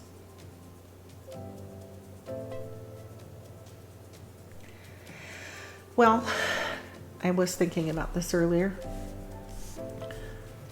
When I said that spirit is pure, nothing can taint it, and you are divine. God is pure. Nothing can taint God. Except us. Or at least how we see ourselves. We don't see ourselves as worthy or as clean or as deserving of unconditional love. So when things happen to us, these lies and this pain,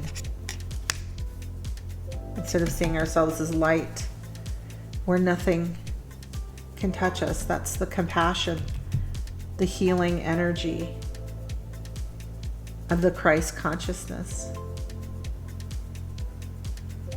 of allowing the heart to flow, but rather we believe. Well, these terrible things have happened to me. That's my fate and destiny. And they happen to me because this is the kind of person I am. I must be a bad person, or I was meant to suffer. I was meant to carry this burden. You might take this Jesus energy, this Christ consciousness. I was meant to bear a cross that only I could bear, no one else would bear, a kind of martyr. That would be this in a unhealthy ways, to simply be a martyr. No. You were meant to take your life and its journey and craft it into something beautiful. Because you are light and you are a guide. The truth be told of who you really are. A guide for God, for love, and for light. That is who God is, and that is who you are. But you must accept your life for what it is and know you hold the keys and the power to your destiny, because it's right here. What you choose to feed is what will grow. What are you hungry for? Or which of your hungers are you feeding? Your shadow? Your fear? Or your love?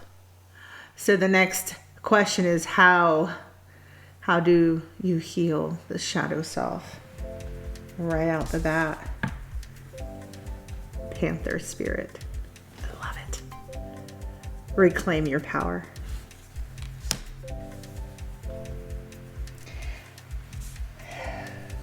Look at the ferocity in her eyes.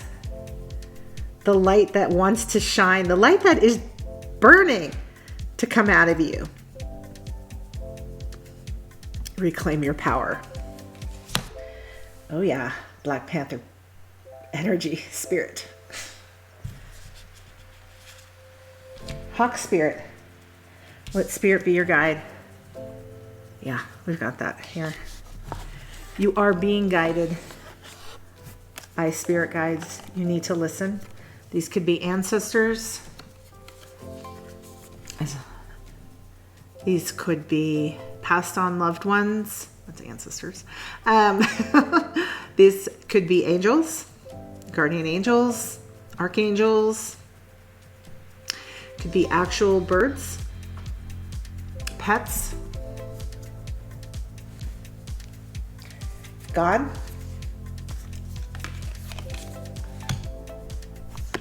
Let God be your guide. Let God be your guide. It's time for change. Because what's been your guide up to this point? You've been letting your fear guide you. Pain and lies. No more. No more. It's time to reclaim your power. Shine your light. And reclaim your family and your roots. Wombat spirit, be at home. Definitely. I definitely got that home energy. Be at home.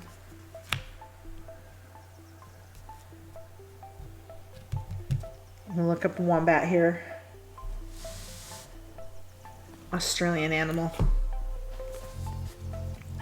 Spent time in Australia. Be at home. Where is home? Where is home? Home is in you. Burrowing deep into the ground. Remaining safe and sound. And well fed with family is a special trait of wombat. Home sweet home is always available if you recognize that well-being is the truth of life. To be truly at home in this world, Wombat Spirit reminds you that you need to find comfort in your own skin. I'm going to read a little more because I think it's interesting here. All your experiences, honor all your experiences without judgment, through a deep honesty and love of life. When you feel the freedom to be yourself, you can begin to feel truly at home in your life, with your family, and with your tribe. I love that.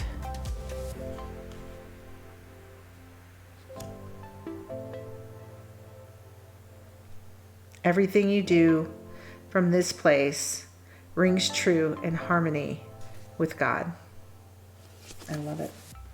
I love it. I love it. I love it. And look at that crown. Right?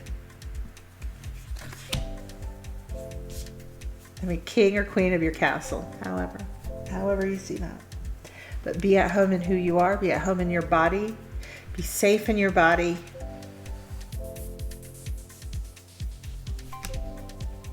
And your family.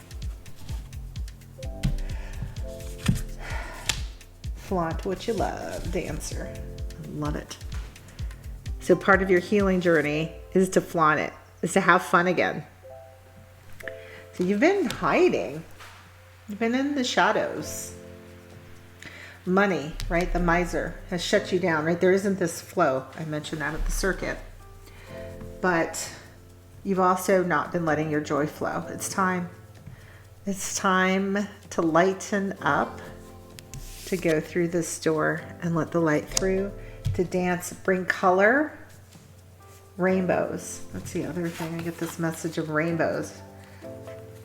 It's the second time I'm seeing them. Rainbows are what comes after the rain. It's time to bring color into your world, particularly rainbows. So find a way to bring rainbows around. Perhaps a rainbow. Here's another one. There's 3 of them. There they go. 3 rainbows. There's one here too. Yeah. It's time for the rainbows to come in after the rain. Yeah. Healing begins. It's time to flaunt what you love. This dancer, dance. And if you like music, turn on at home and shake and move. And let's get that energy going.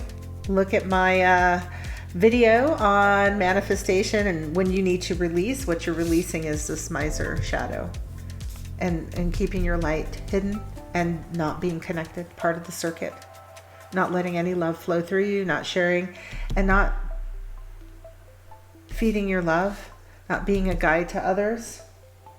It's time to get out and be seen. Remember what it is that you love and flaunt it. Find your tribe. That was the wombat spirit too. Be at home in your body. You know what? It's time. You need to get some new clothes. That's going to help you in your manifestation here in that full moon, is you need some new clothes. And not that clothes make the man. No, not in that way. But in the sense of you need to express yourself like a bird does with their feathers. They show them in a different way. Yes. Yes. Flaunt what you love and wear it with pride. You'll attract in, because you're shining your light this way. You're going to attract in like-minded souls. Here's Fox and being clever, more of this wolf energy. Maybe there's dogs in your life. Loyalty, dogs indicate loyalty, friends. But here Fox is clever. You are swift and smart. Solutions to problems are easily found. Always listen to your instincts. Resources surround you. Be open to romance. So, I love this, because this is when we think about the forgive and the forget energy. Fox is clever. Fox knows how to move in and out of all kinds of situations. And I mentioned the wolf, the trickster, right? You don't have to be, you can be clever, not afraid. That's what you're going to have your strength in. So I mentioned the forgive and the forget. This is the boundaries are still there. The lessons have been learned, but the future doesn't have to be the past. And when we don't forget, we either only remember the past, and so we don't have room for that circuit to flow, the new to come in. It's only going to be the past. You're swift and smart. You don't have to need the world to change, because you're different now. And not different in a I'm damaged or, this martyr energy, this closed off energy. But your story is beautiful. It's a beautiful story like you are. And the inside of you is beautiful. Because you know what's in there? Light. You're a soul. You're a soul. This is a material existence that will die. It'll not die, actually. It has its own regeneration. It's not ours anymore. We borrow these bodies and they return back to Mother Earth.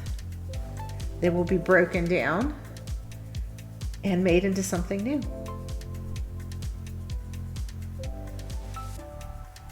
When we break down. But you are eternal. You are clever and smart. You have wonderful experience so that you can move forward. And listen to your instincts. Listen to God. The hawk spirits and the eagle. These are your resources around you and open to romance. It's an interesting ending, because we don't have a lot of romance, but we do have a lot of closed heart. So perhaps this is what's working to arrive in here. Romance. Very nice. All right. Final ancestor message here. Clear your mind. Look at the family images there. And the bird spirit flying up. Look at that, beautiful. Those rainbow colors again. This is you. This is you, door number 3. Be present, focus, embrace. It's time to return to your life, being present, not in the past. This is what you're releasing. This is the door you're going through. Let's get a final door for you there. Door number 3. Final door you're going through. Final door for door number 3. Final door, Spirit.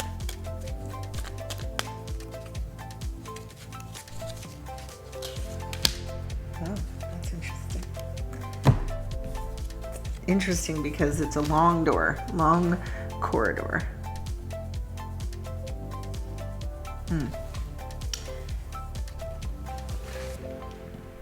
Patience.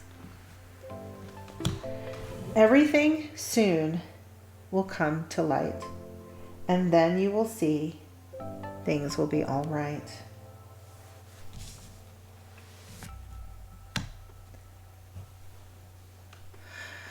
What's coming to light is you.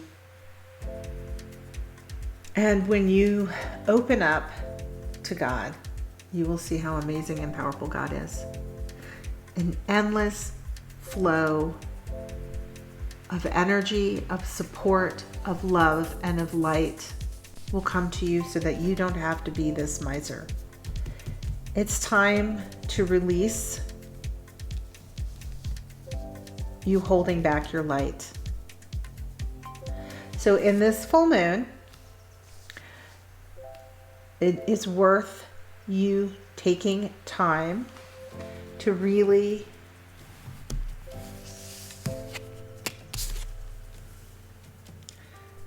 forgive and forget. There's someone or something that had lies to you, and pain. Could be more than one situation, but that is what needs to be released and burned in this full moon, because it is that which is blocking your manifesting. It's blocking your light.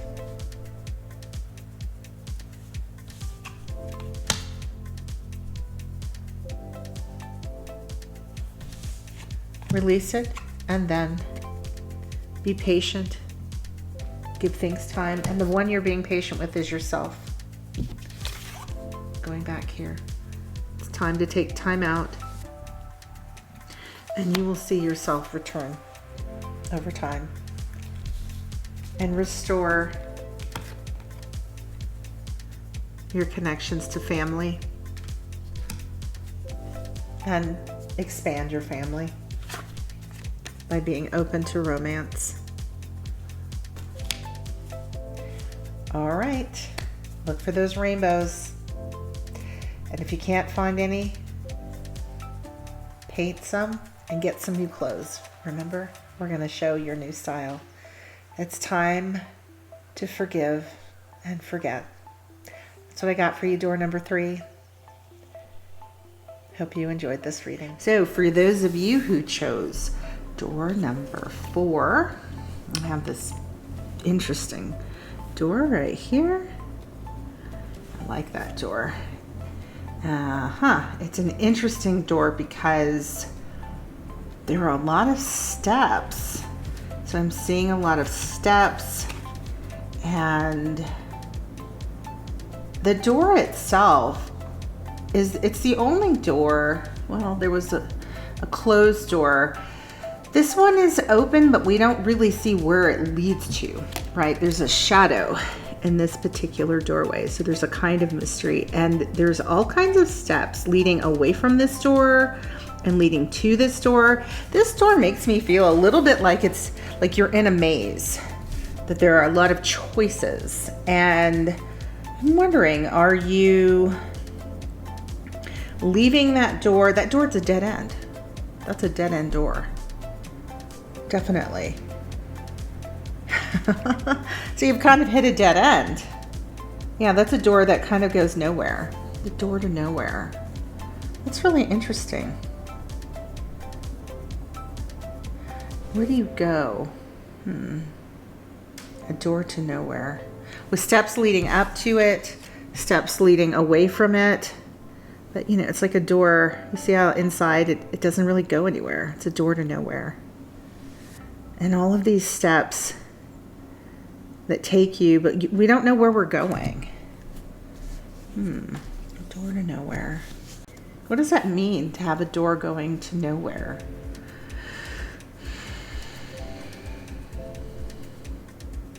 I mean, it could be a mystery. Door to nowhere, though. It feels like the void. Like you have, a void is more like a blank slate, though. I'm just trying to get a sense when it feels like a door inside of you that just leads you to a dead end. And it doesn't feel frustrating. It feels like you're lost. That's what it feels like. You're lost. There's confusion. Confusion, being lost, not sure where to go. Are we going up? Are we going down? But really this door to nowhere. Not sure where we're going. All right, let's see the message on the back of the card. I haven't seen it, but I just wanted to intuit some messages here because it had this, it's like a mystery, but it's not a mystery. It really is a sense of being lost, but not in a frantic way, in a way that you've been kind of lost for a while. Like you haven't known the direction to take. And maybe you're at a dead end, but you don't really know where to go. And there's a sense that you've been on this journey for some time with those stairs kind of coming and going, and those stairs all looking the same. I'm almost getting the sense of being in a maze. That's exactly what this is giving me, this being in a maze. And you've been in that maze for quite some time. So hopefully we can find our way out of it. Birth. That would also be why it felt like void. Birth. That's interesting. Another gateway appears in view. Another gateway. It was like a maze, like being somewhere and nowhere. New life is unfolding with blessings to you. So another gateway appears in view. New life is unfolding with blessings to you. Yeah. It's kind of like a rebirth for you. It's like when you're born. Where are we? Right before we're born. We're in that void space. And so there could be a way in which you're undergoing a rebirth. There's new life though. A new door. Another gateway. Not just a door, a portal. Oh. So it's not that you're being reborn, you've leveled up. You're going to another dimension. That's what this is. This is like going to another dimension. And that's about to open up for you. You know, I don't know if any of you are familiar with the concept of jumping timelines. I don't know that much about it, although I've only heard that term mentioned recently, I'd say probably in the last year. But I'm certainly well aware of where in my life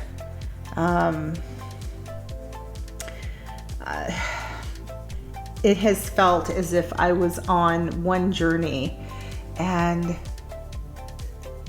like I moved off of that time. I mean, I guess that's what jumping timelines is, right? We jump onto another track.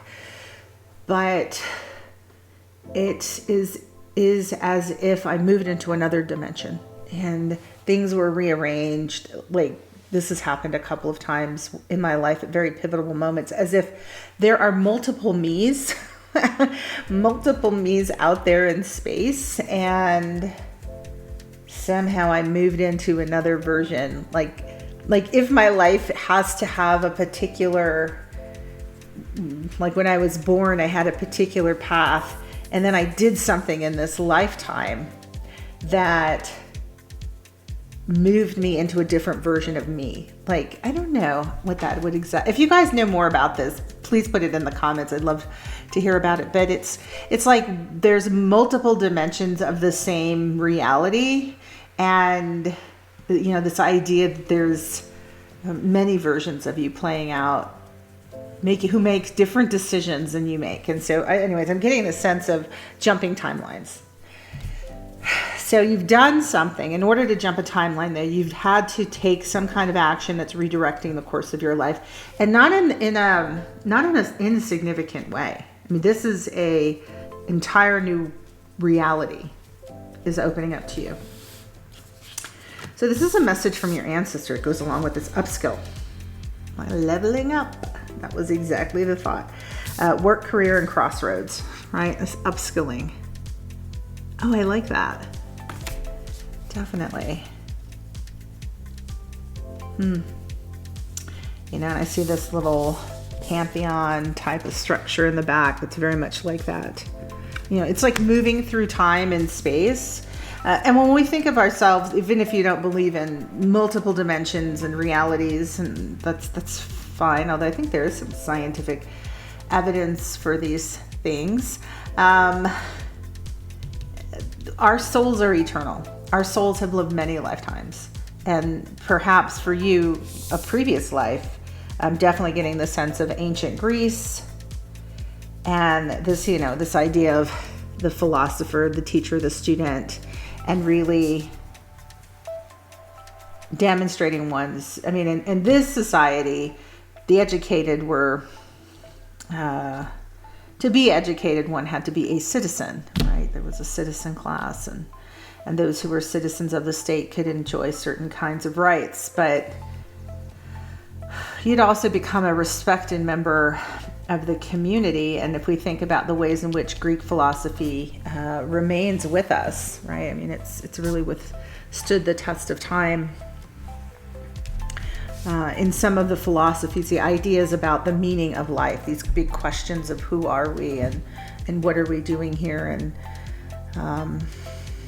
yeah, anyhow. So work, career, and crossroads. You're at a crossroads when it comes to your career, and you have a decision to make, an upskilling, but this is part of your new timeline.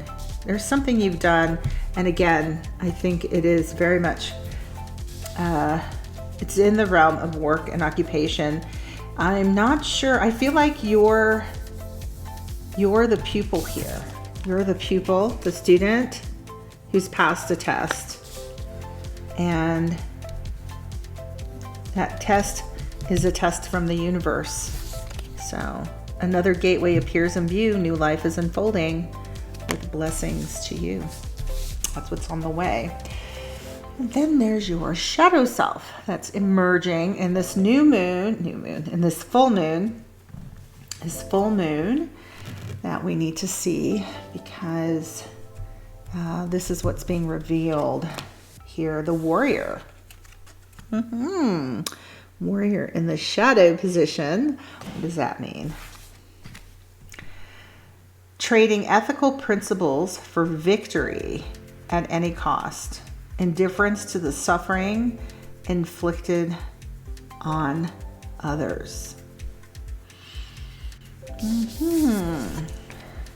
So you are a great student and quite an evolved soul. So much so you've evolved even in this your own timeline. But perhaps the shadowy part of you has certainly taken your warrior nature, your fighting nature, a little bit too far, to the point where we're forgetting our ethics. Ancient Greece and the philosophers I was just talking about, those lessons that have withstood the test of time. Certainly ethics is one of the places. Ancient Greece is where we get a lot of the templates for our modern day ethics. Indifferent to the suffering inflicted on others. Victory at any cost. Right. Well, so dedicated to your cause that you have become blind a little bit there to the bigger picture. This is what needs healing. Is we want to think about, yes, you're on a mission, and yes, you're a great warrior in many lifetimes, in many dimensions.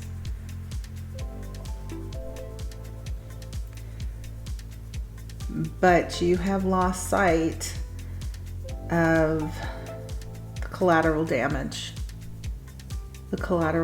around you in pursuit of your cause.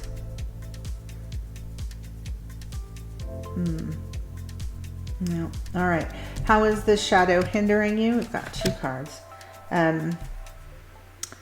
Archangel Gabriel, your 5th chakra is your throat chakra.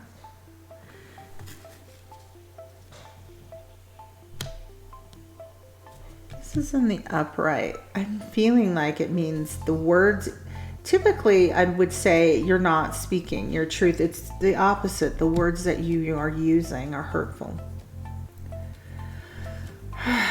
Your message is a hurtful message. Yes, you have something to say. What I'm getting is the whole, it's not what you say, it's how you say. That one took me a long time to figure that one out. So that looks like tone of voice. Are you screaming at somebody? Did you berate them before you had to say what you had to say? Did you let them know that thank goodness you showed up as the warrior to help them, or where would they be? And now I'm here to help you. That doesn't, nobody likes that, right? You mean well, right? You're the warrior. We know you're quite the student, quite the pupil. And the teacher is life. The teacher is God. You may even be one of God's favorite students. You've demonstrated your courage. You may have lost sight a little bit of those around you with the words that you use. And so why this is blocking your manifestations, it's also interesting, because if you've seen my video on how to manifest in a new moon, which you could use for those same tools for manifestations of any sort, the words we use are very important in our manifestations. We want to write those words, we want to speak those words into being, and we want to be careful we're not using things like negative self-talk or indulging in those kinds of things. So there's something about the words that you're using that are literally blocking your manifestation. The thing I'm thinking about are affirmations. What are the affirmations that are coming out of you, and are you even using affirmations? Maybe you're too in the physical, right? You're in the body, the warrior. I'm going to fight without thinking about, she's going to use her words. Kitty's using her words. Kiki, not now. She's not used to me being occupied at night. Usually it's time to play. But when she wants to get what she wants, she can use that cute little meow, and that usually works quite well. And there are other times when they walk around the house and knock over stuff. Like earlier when I didn't feed them dinner, and so they decided it was time to start jumping and knocking everything over. They want to be fed. You're like the warrior cat that wants to knock everything over. Pay attention to me. Or if you have other pets, versus, your voice. I was just about to say, what's the song that you're singing? Some animals attract other animals by their voice, by their sounds, by their words. Your words are a problem in your manifestation, and it is because you may not even be using your words, just plowing ahead. I'm also wondering whether you pray. Are you reaching out? Are you communicating with your angels? New life? Or are you just thinking it's all your own will as a warrior moving through? Rest and rejuvenation in reverse. Here is the next way in which it's blocking your manifestations. Well, it's you're depleted. All right, so in reverse, so you can see this person, and I mentioned prayer, meditation. It's just any conversation with God or your ancestors, your higher self, your guides. Any way in which, and when we rest, we are infused in our dreams, in our own, resting of our conscious mind to allow our subconscious to open. We are rejuvenated, right? Rest and rejuvenation. Rest comes back to us, and this is a very masculine, right? This is a masculine energy here. And so we're ready to go out and tackle our divine masculine, regardless of your sex. We all have a divine masculine and a divine feminine internal. Our yang energy, our divine masculine, is ready to go out and take on those challenges like the warriors we are. But a depleted warrior will find it very difficult to have the energy to fight or to really have lasting results. The work you do will be sloppy, like when you're tired and you try to push through. You make a lot of mistakes, or you're also just not open to hearing spirit. I'm just getting this. No communication with the spirits, be it the angels, God, your higher self, your ancestors. You're not getting these messages. You're not in alignment. Alignment is essential for manifestation. You need to be in the flow of that divine, of that God energy. It's not our energy that's going to move mountains. It's not our energy alone.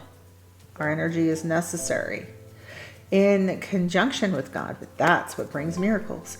That's what makes us master manifestors.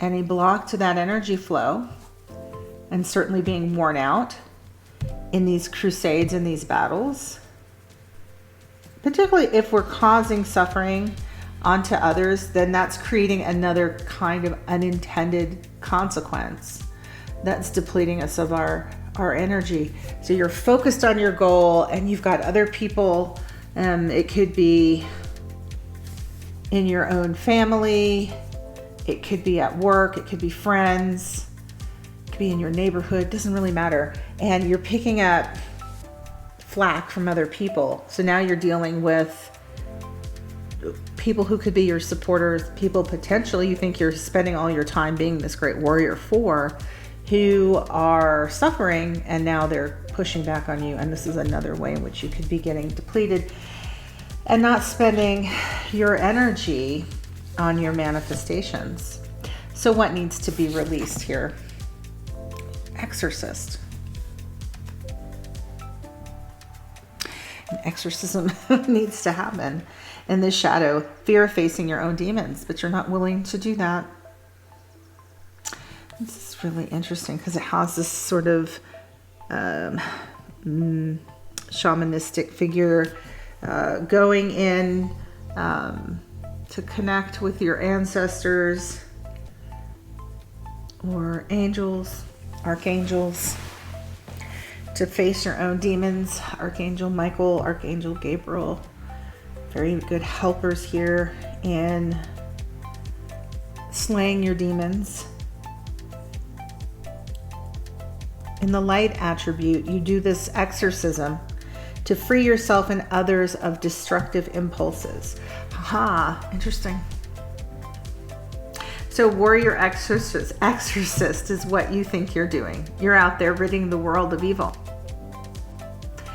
In the process, you've unintentionally caused your own evil. Unintentional. You need to face your demons. You need to face your ego. That's where that lives. Ego thinks it's all powerful. It thinks it's more powerful than God. That's the opening to demons and devils to come.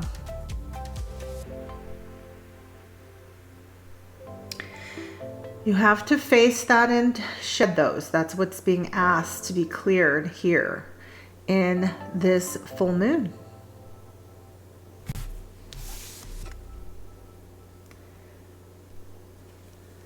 You're going through this portal.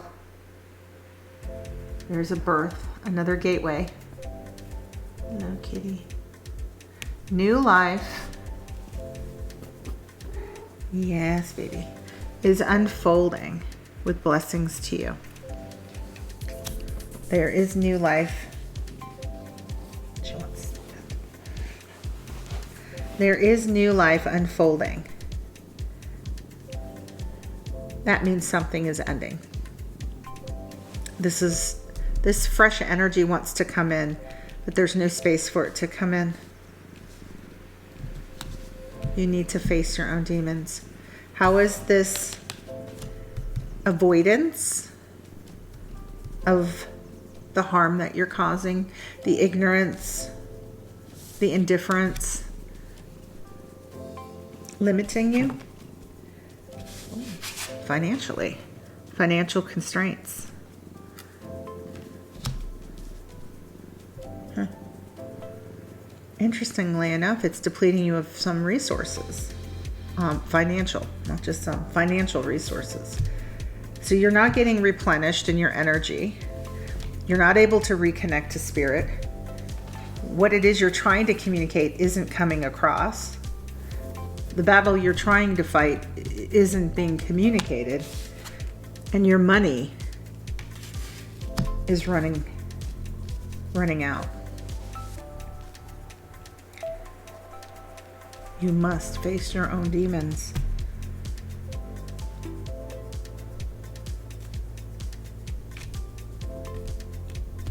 And thinking about what needs to be released and how you go about releasing this in the full moon is you need to take accountability, the facing of the demons. You need to take accountability of what is your goal. Who are you fighting for?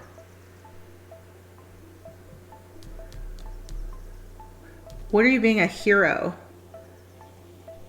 What is your mission? What is your purpose? And then how have you been in service to others versus serving your ego? Maybe making a list. These are the ways in which this is what my mission is, this is what my purpose is, this is what my calling is. This is what I fight for. This is why I get up every day. Maybe that needs to be clearly identified again. Maybe that's that new door that's coming in. It's reemerging. Maybe that needs to be redefined for you or clarified. And then, what of the things I do, of the ways I spend my money, financial constraints. Ask yourself where you're spending your money. Ask yourself where you're spending your time and your energy. What are the words you say? Are they serving your ego in service of your mission and your highest purpose, or are they in service of others? And that is a divinely guided, your God-given calling. How you shine your light or force your will. How am I shining my light? How am I pushing my will? The demons, let's have a look. Let's do a clarification. Let's get some clarification here. My guides, please help me clarify. Or God, angels around my... Oh, okay. Tossing out cards. Fear of facing your own demons. We have the Hangman.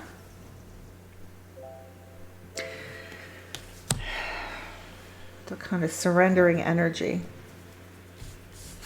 Yes. Meditation. Oh, humbling. These are both cards. I don't know if you can quite see that well when I do it that way.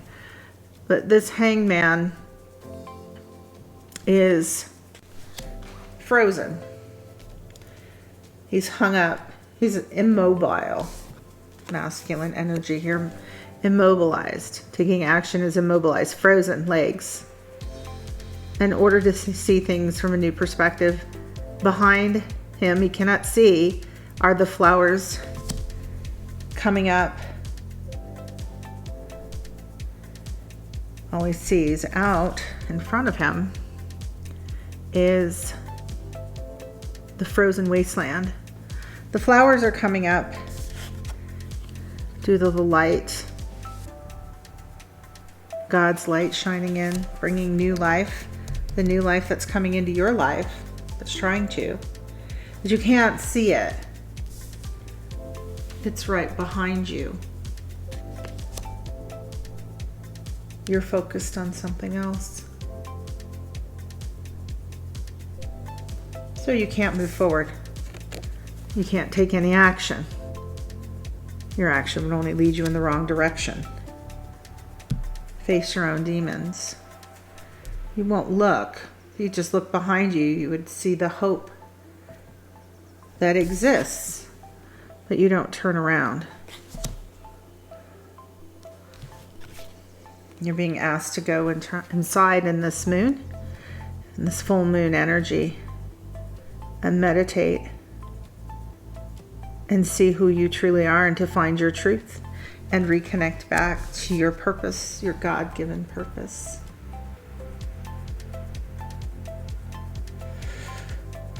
The wisdom. There's two owls, this duality of truth, spirit and body, the light and the dark. Face your own demons. You're not all dark.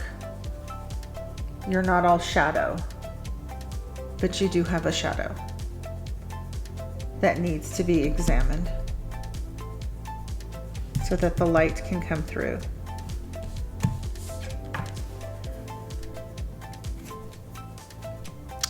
This is what wants in the light, you see?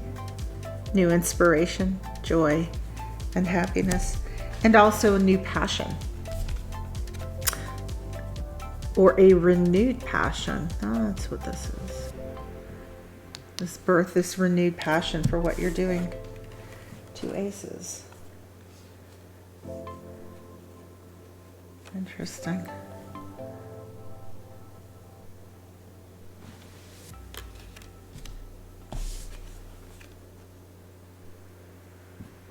And then the Four of Wands. Being able to be that hero again. Like this man is for that little girl. Being in of service. By helping young people. Again, this becoming the teacher. This is coming full circle. So you have upskilled, and now your skills are to be shared by bringing joy and happiness to others. That's why you have that, being of service, why you have that, those gifts, those talents. But you need to face your own demons. I still am not totally clear here. Guidance, please. Additional guidance on what the demons are. What are the demons here? This warrior shadow. This, what needs to be exercised? This is a Princess of Wands. She's looking out into the distance. What's she looking for? End of a cycle. The World card. What are you looking for? Some kind of expectation here. Waiting.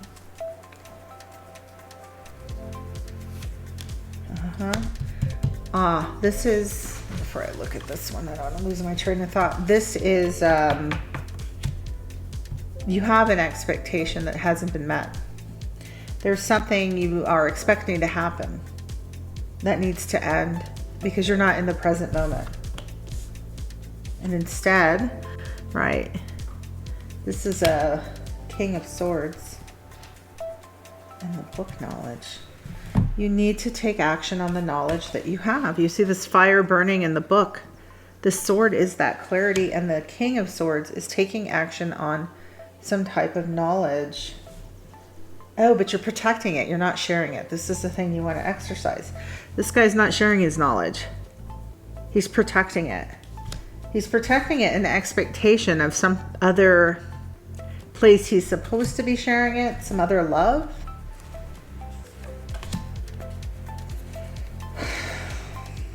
High Priestess. High Priestess is sharing her knowledge. High Priestess doesn't generally do that, but her book of knowledge is open in a balanced manner to bring balance. Sharing brings balance to you. It balances out the light and the dark. Yeah. Knight of Cups is about giving love. What are you waiting for here? There's something. That one for a minute. There's something you're expecting. There's that balance again. Justice. Oh. And let me see here on the Knight. 6 of Cups. It's time to move on and take your message out. So the balance, the duality, you're trying to balance. That's interesting. You're trying to balance someone else or the external world. You're trying to bring balance to the world. You're expecting that, right? The world here is also an ending and a new beginning, but it's also the world itself. You're trying to control the forces of light and dark in the world. The forces you're supposed to try, the only ones you can control are the ones inside of you. You need to go within and bring balance to the light and dark. Now that might feel a little less than satisfactory, particularly for a great warrior like yourself, whose soul has probably had a number of victories over evil and the world. It may have even had some victories in this lifetime. But what your shadow is not paying attention to, because you haven't done your own inner work, is that you have begun to generate your own evil through your ego.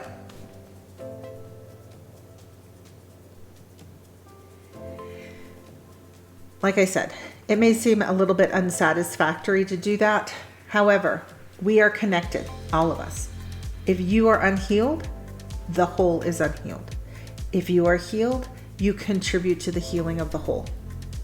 You see? So you will accomplish your goal, and you really mean harm to none in your process.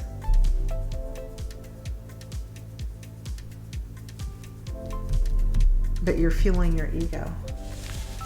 Interesting. All right, so that's what needs to be faced down, and particularly being in of service, taking that knowledge and sharing it with others. So what's the spiritual lesson here? Full moon power. Wow, to really use the power of the moon to shine a light onto your shadow so that you can clear and step into your full power. This is a really good moon for you. This full moon is a really good time for you to take on this shadow and clear it, to exercise that shadow aspect of your warrior so you can bring that back into balance.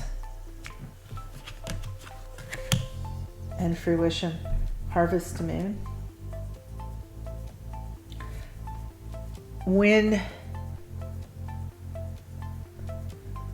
So this lesson is coming up, one for you to regain your power, and the other is to gain the fruits of your work, because you've got financial constraints and you shouldn't have that. But we're going to shed light on how you can how you can harvest the fruits of your work. She's got a mask on.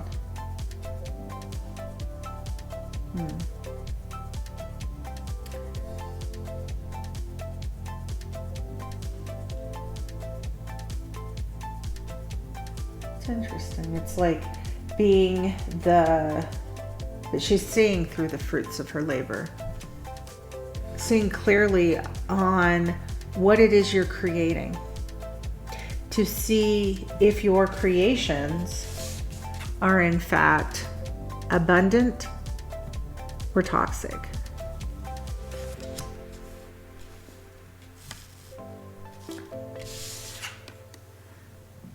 Where is your power going? And are you in your full power? That is why this is happening. Because you are a great warrior, but your power is being eroded. Because it's contaminated with a zealousness of the ego to win at all costs.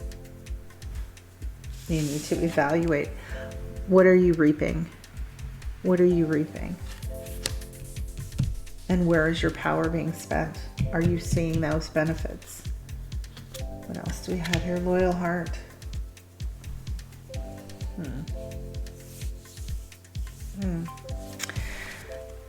Again, those two owls we saw back here in meditation, bringing in balance, the light and the dark, the body and the spirit, wisdom, the wisdom of your own heart. You are a loyal heart, and it's time to return. You are a loyal warrior, and it's time to resume that place and to come back into balance and be the loving warrior that you are.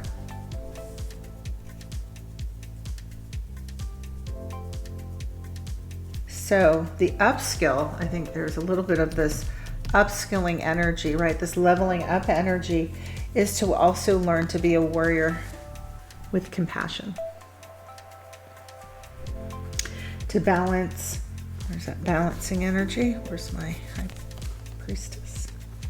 The light and the dark inside of you. And then you'll be able to do that same work out in the world. And of course, the other message here is to return and become a loyal friend to those who you serve. To put them at the center of your mission and not the cause above those who would benefit, or your ego. What is it that you need to accept in this present moment for you to move forward? We have lilac. Maybe you'll smell some lilacs or see some lilacs. Lilac here. The message lilac brings in, first, emotions of love. Love is a magician that pulls man out of his own hat or out of your own ego.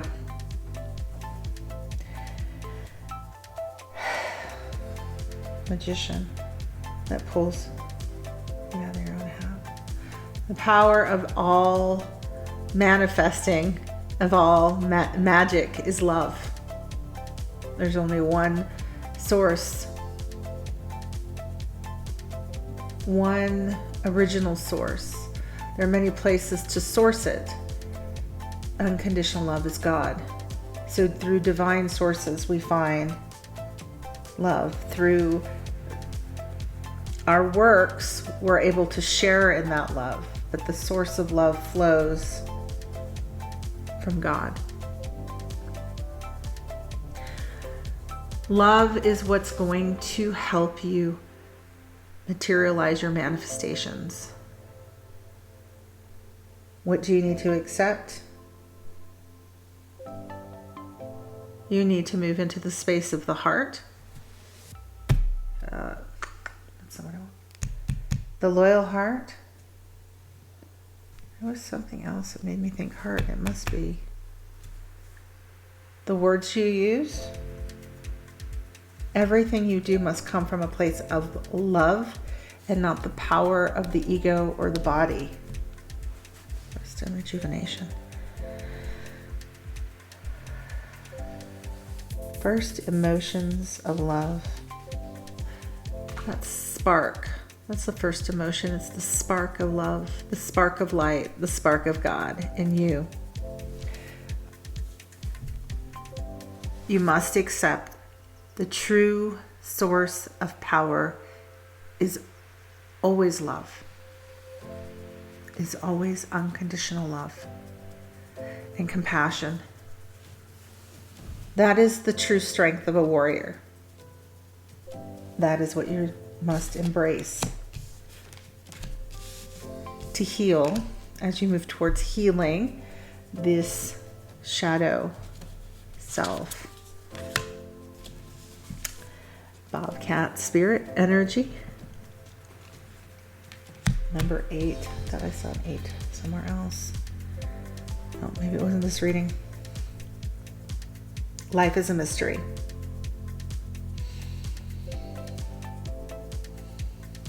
Trust in the universe. You do not need to handle everything yourself. That is how you are also causing unintended consequences of harm. Because you're trying to control everything. You don't see the bigger plan. You don't know God's plan. Play your part. Move from love and you will be all right. But understand, much of life will remain a mystery to you. So we have groundhog spirit, time to let go. Right. There are things you're holding on to. There's a heart here the groundhog has. I'm going to read the message the groundhog gives. Not sure why you're holding on to this little heart here, groundhog. And endings. Interesting. Because there is a birth. Lead to beginnings, and death is a part of life. Groundhog spirit is here to let you know that it is time to accept the natural ending of something that is no longer serving you. We love to hold on to what's familiar, but new space needs to grow. Needs to arrive so growth can occur. I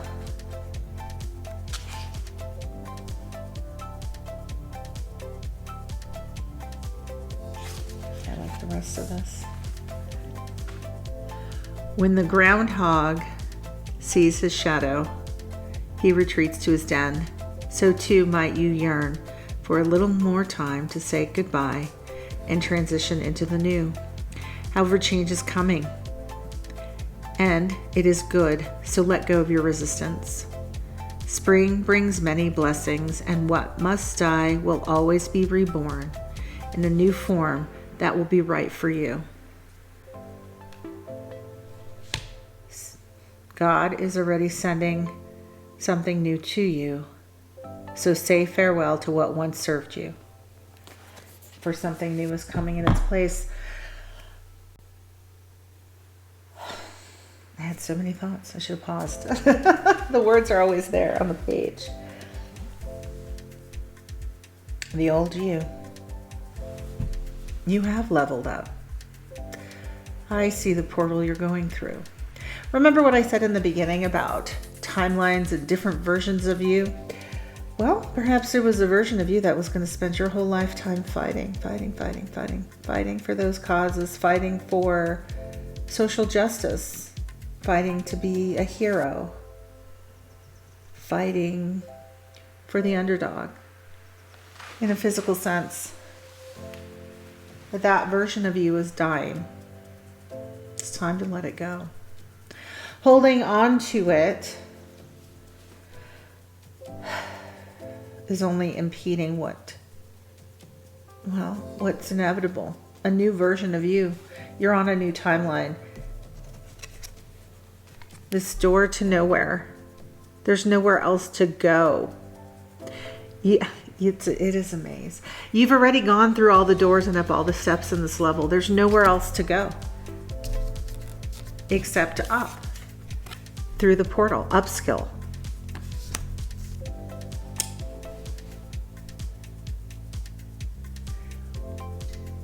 When you move through compassion, the door of compassion, and you learn to be a warrior of the heart, that's a new level. That's a whole new level. If you think about humanity and our history of learning how to deal with difference, learning how to deal with what we don't like, all of the different solutions we've had, from exile to murder to genocides, or I guess that's what it was, genocides or executions. Well, I sort of still do that. But if you look at how entire civilizations have dealt with difference, over time we've learned, as we've grown, as we've leveled up, you can't just continue to eliminate through war, through conflict, your enemy.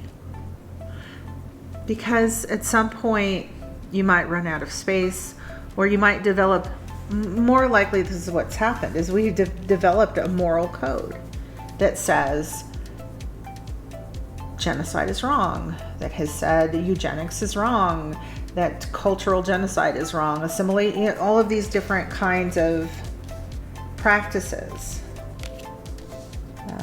Expansionism, colonization, imperialism.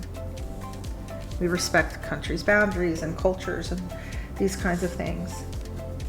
And I'm saying all of this because if we look collectively, moving towards, is how to embrace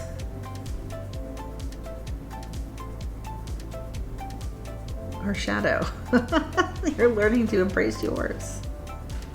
By learning to embrace your shadow, you will learn how to teach others how to do that same thing in the world. It isn't about the stick anymore, the fist, the fight. The new level is how to be a warrior of the heart. I suppose this is the ascension process, or enlightenment.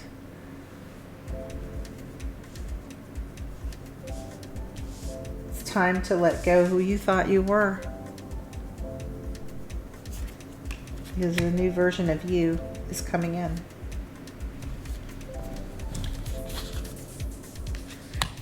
Be loyal to what you love. Loyal is here again.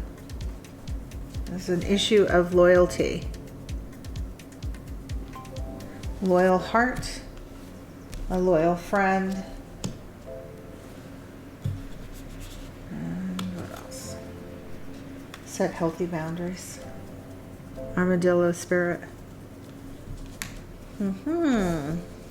So a loyal heart and a loyal friend. So your causes are important to you, but not at the expense of the people you love or the people you may be fighting for.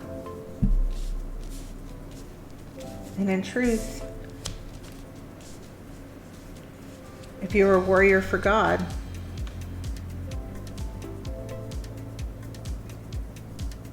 then you must be loyal to love.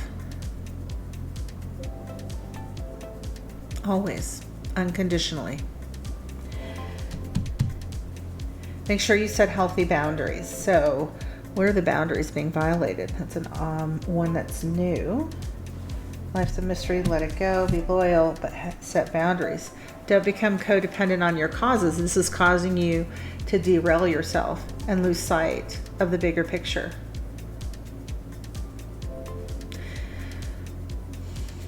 Because there is that duality in us, the light and the dark, the shadow and the light, the masculine and the feminine. Those same dualities exist out in the world. You get caught up in the polarizing of any of those dualities. You will lose sight of the bigger picture of the whole, of the unity, of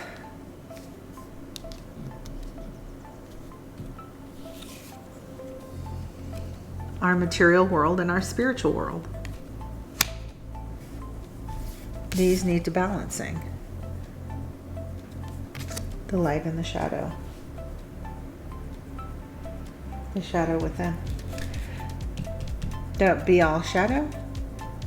Not that you wouldn't be all light, but how do I want to put this? You wouldn't want to be all spirit without taking into consideration your material. The boundaries are, don't get lost in the causes, because then they make you disloyal to spirit. Ego takes over then.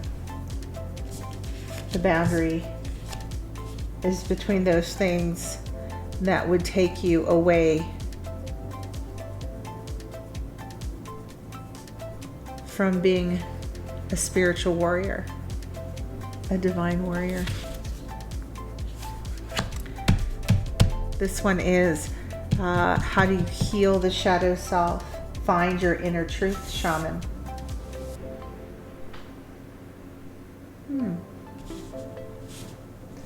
I had a Yeti over there on the Christmas tree. Kind of a Yeti image here in the back.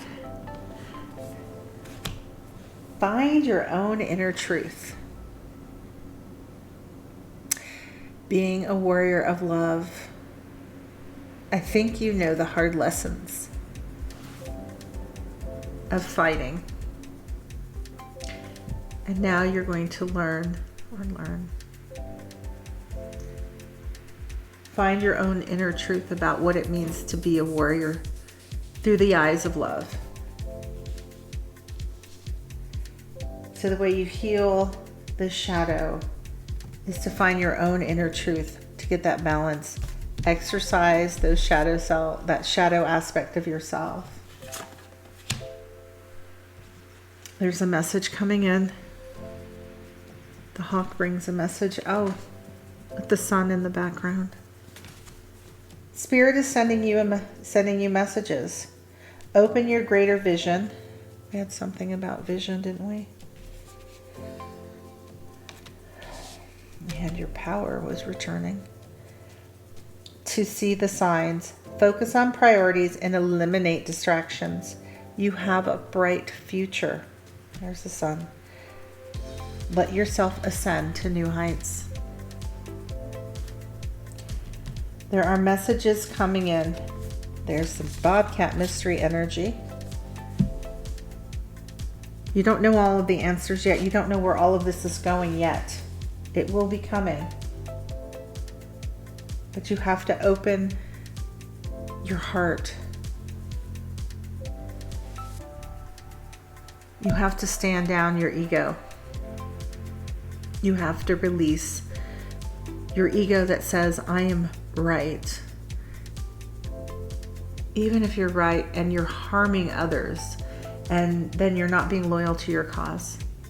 You're not. And it's hurting you financially, physically, in your connections with others, and most importantly, in your connection with yourself and God. Nature spirits, Final ancestor message. Yes. Different spirits and guides and ancestors and God. Everybody's trying to get through. Got a whole lot of new information for you. It's got to come through healing. Spend time in nature. There's this flow of emotion. There is a ton. Your ancestors, your guides. It's time to talk to God. It's time to talk to God. It's time to open that heart, open to love. That's how you're going to heal. Communicate with the nature spirits. Understand that everything has a spirit in it. That's why your words are so important, because they're shaping your environment and your energy. What's coming around you, the field of energy, and what you're able to attract. Love is a magician that pulls a man out of his own hat. Love is how we manifest.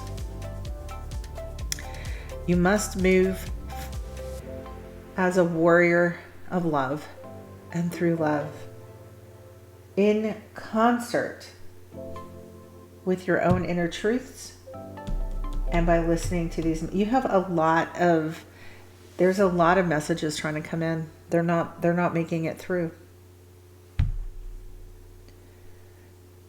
Yeah, there's a lot of wisdom coming for you. All right, what's the final door you're going through? It's been a very interesting reading. All in all, I would say that the shadow that you have, the shadow self, is that you think you're fighting for good, and you have been doing that for so long, but somewhere that is now causing harm. It's causing more harm than good. You're now fighting for your ego and not God, not your divine calling and purpose. It's time to face your own inner demons. You've spent so much time attacking everyone else's. It's time to do that work on yourself in this full moon. You're going to do that so that you embrace more of your own power and return your flow of abundance and energy.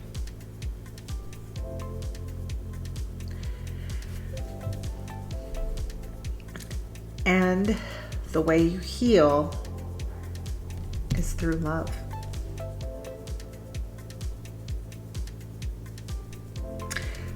Divine love. You heal that shadow with love, and you now become a warrior of love, fighting to bring, you're fighting to bring love to the world. That's a little bit different. That's your own inner truth. That's why all these messages are coming through. They're trying to show you how to do it. Whether that's through your art, but through your words. Through your words. Where you work, who you talk to, how you raise your children, how you treat your partners, your pets, strangers, friends, family, the list goes on. Fascinating. All right, final door you're going through. Final door for door number 4. How do we wind out this reading? And we have, what's this door? Interesting. All I keep thinking about is this bobcat. It's a mystery still. Well, half the door is shaded. and half is in the sun. Oh, that's the duality. That's the duality. There's a bit of light coming in. There's a plant here that's grown. There's nature spirits. That duality between you and God. Let's see what's on the back of the card. Back of the door. It's on the other side of the door. Morning memory. Its healing gift runs a destined course. The morning dawn, our inspired source. Its healing gift runs a destined course. The morning dawn, our inspired source. It is still such a mystery. Like I said, you're in that like door to nowhere. You're in that that space of,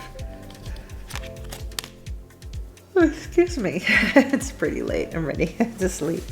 In that place of rebirth, another gateway appears in view. New life is unfolding. With blessings to you, new life. Where was the other new life? Groundhog spirit, it's time to let go because there's a new birth coming. Morning memory. A healing gift runs a destined course. The morning dawn, our inspired source. What does a new day really represent? Dawn. That's what you've been waiting for. That was that card. I was like, where is she looking? To dawn. You've been waiting for the sun to rise. You've been waiting as a tired warrior, very much. Rest and rejuvenation. This one back here. I kept thinking, what is she looking for? Justice. This is what she kept looking for. Out there, justice. And I said, oh, that justice, that balance is in you. But she's been waiting for a new dawn. Why are we doing all of this fighting?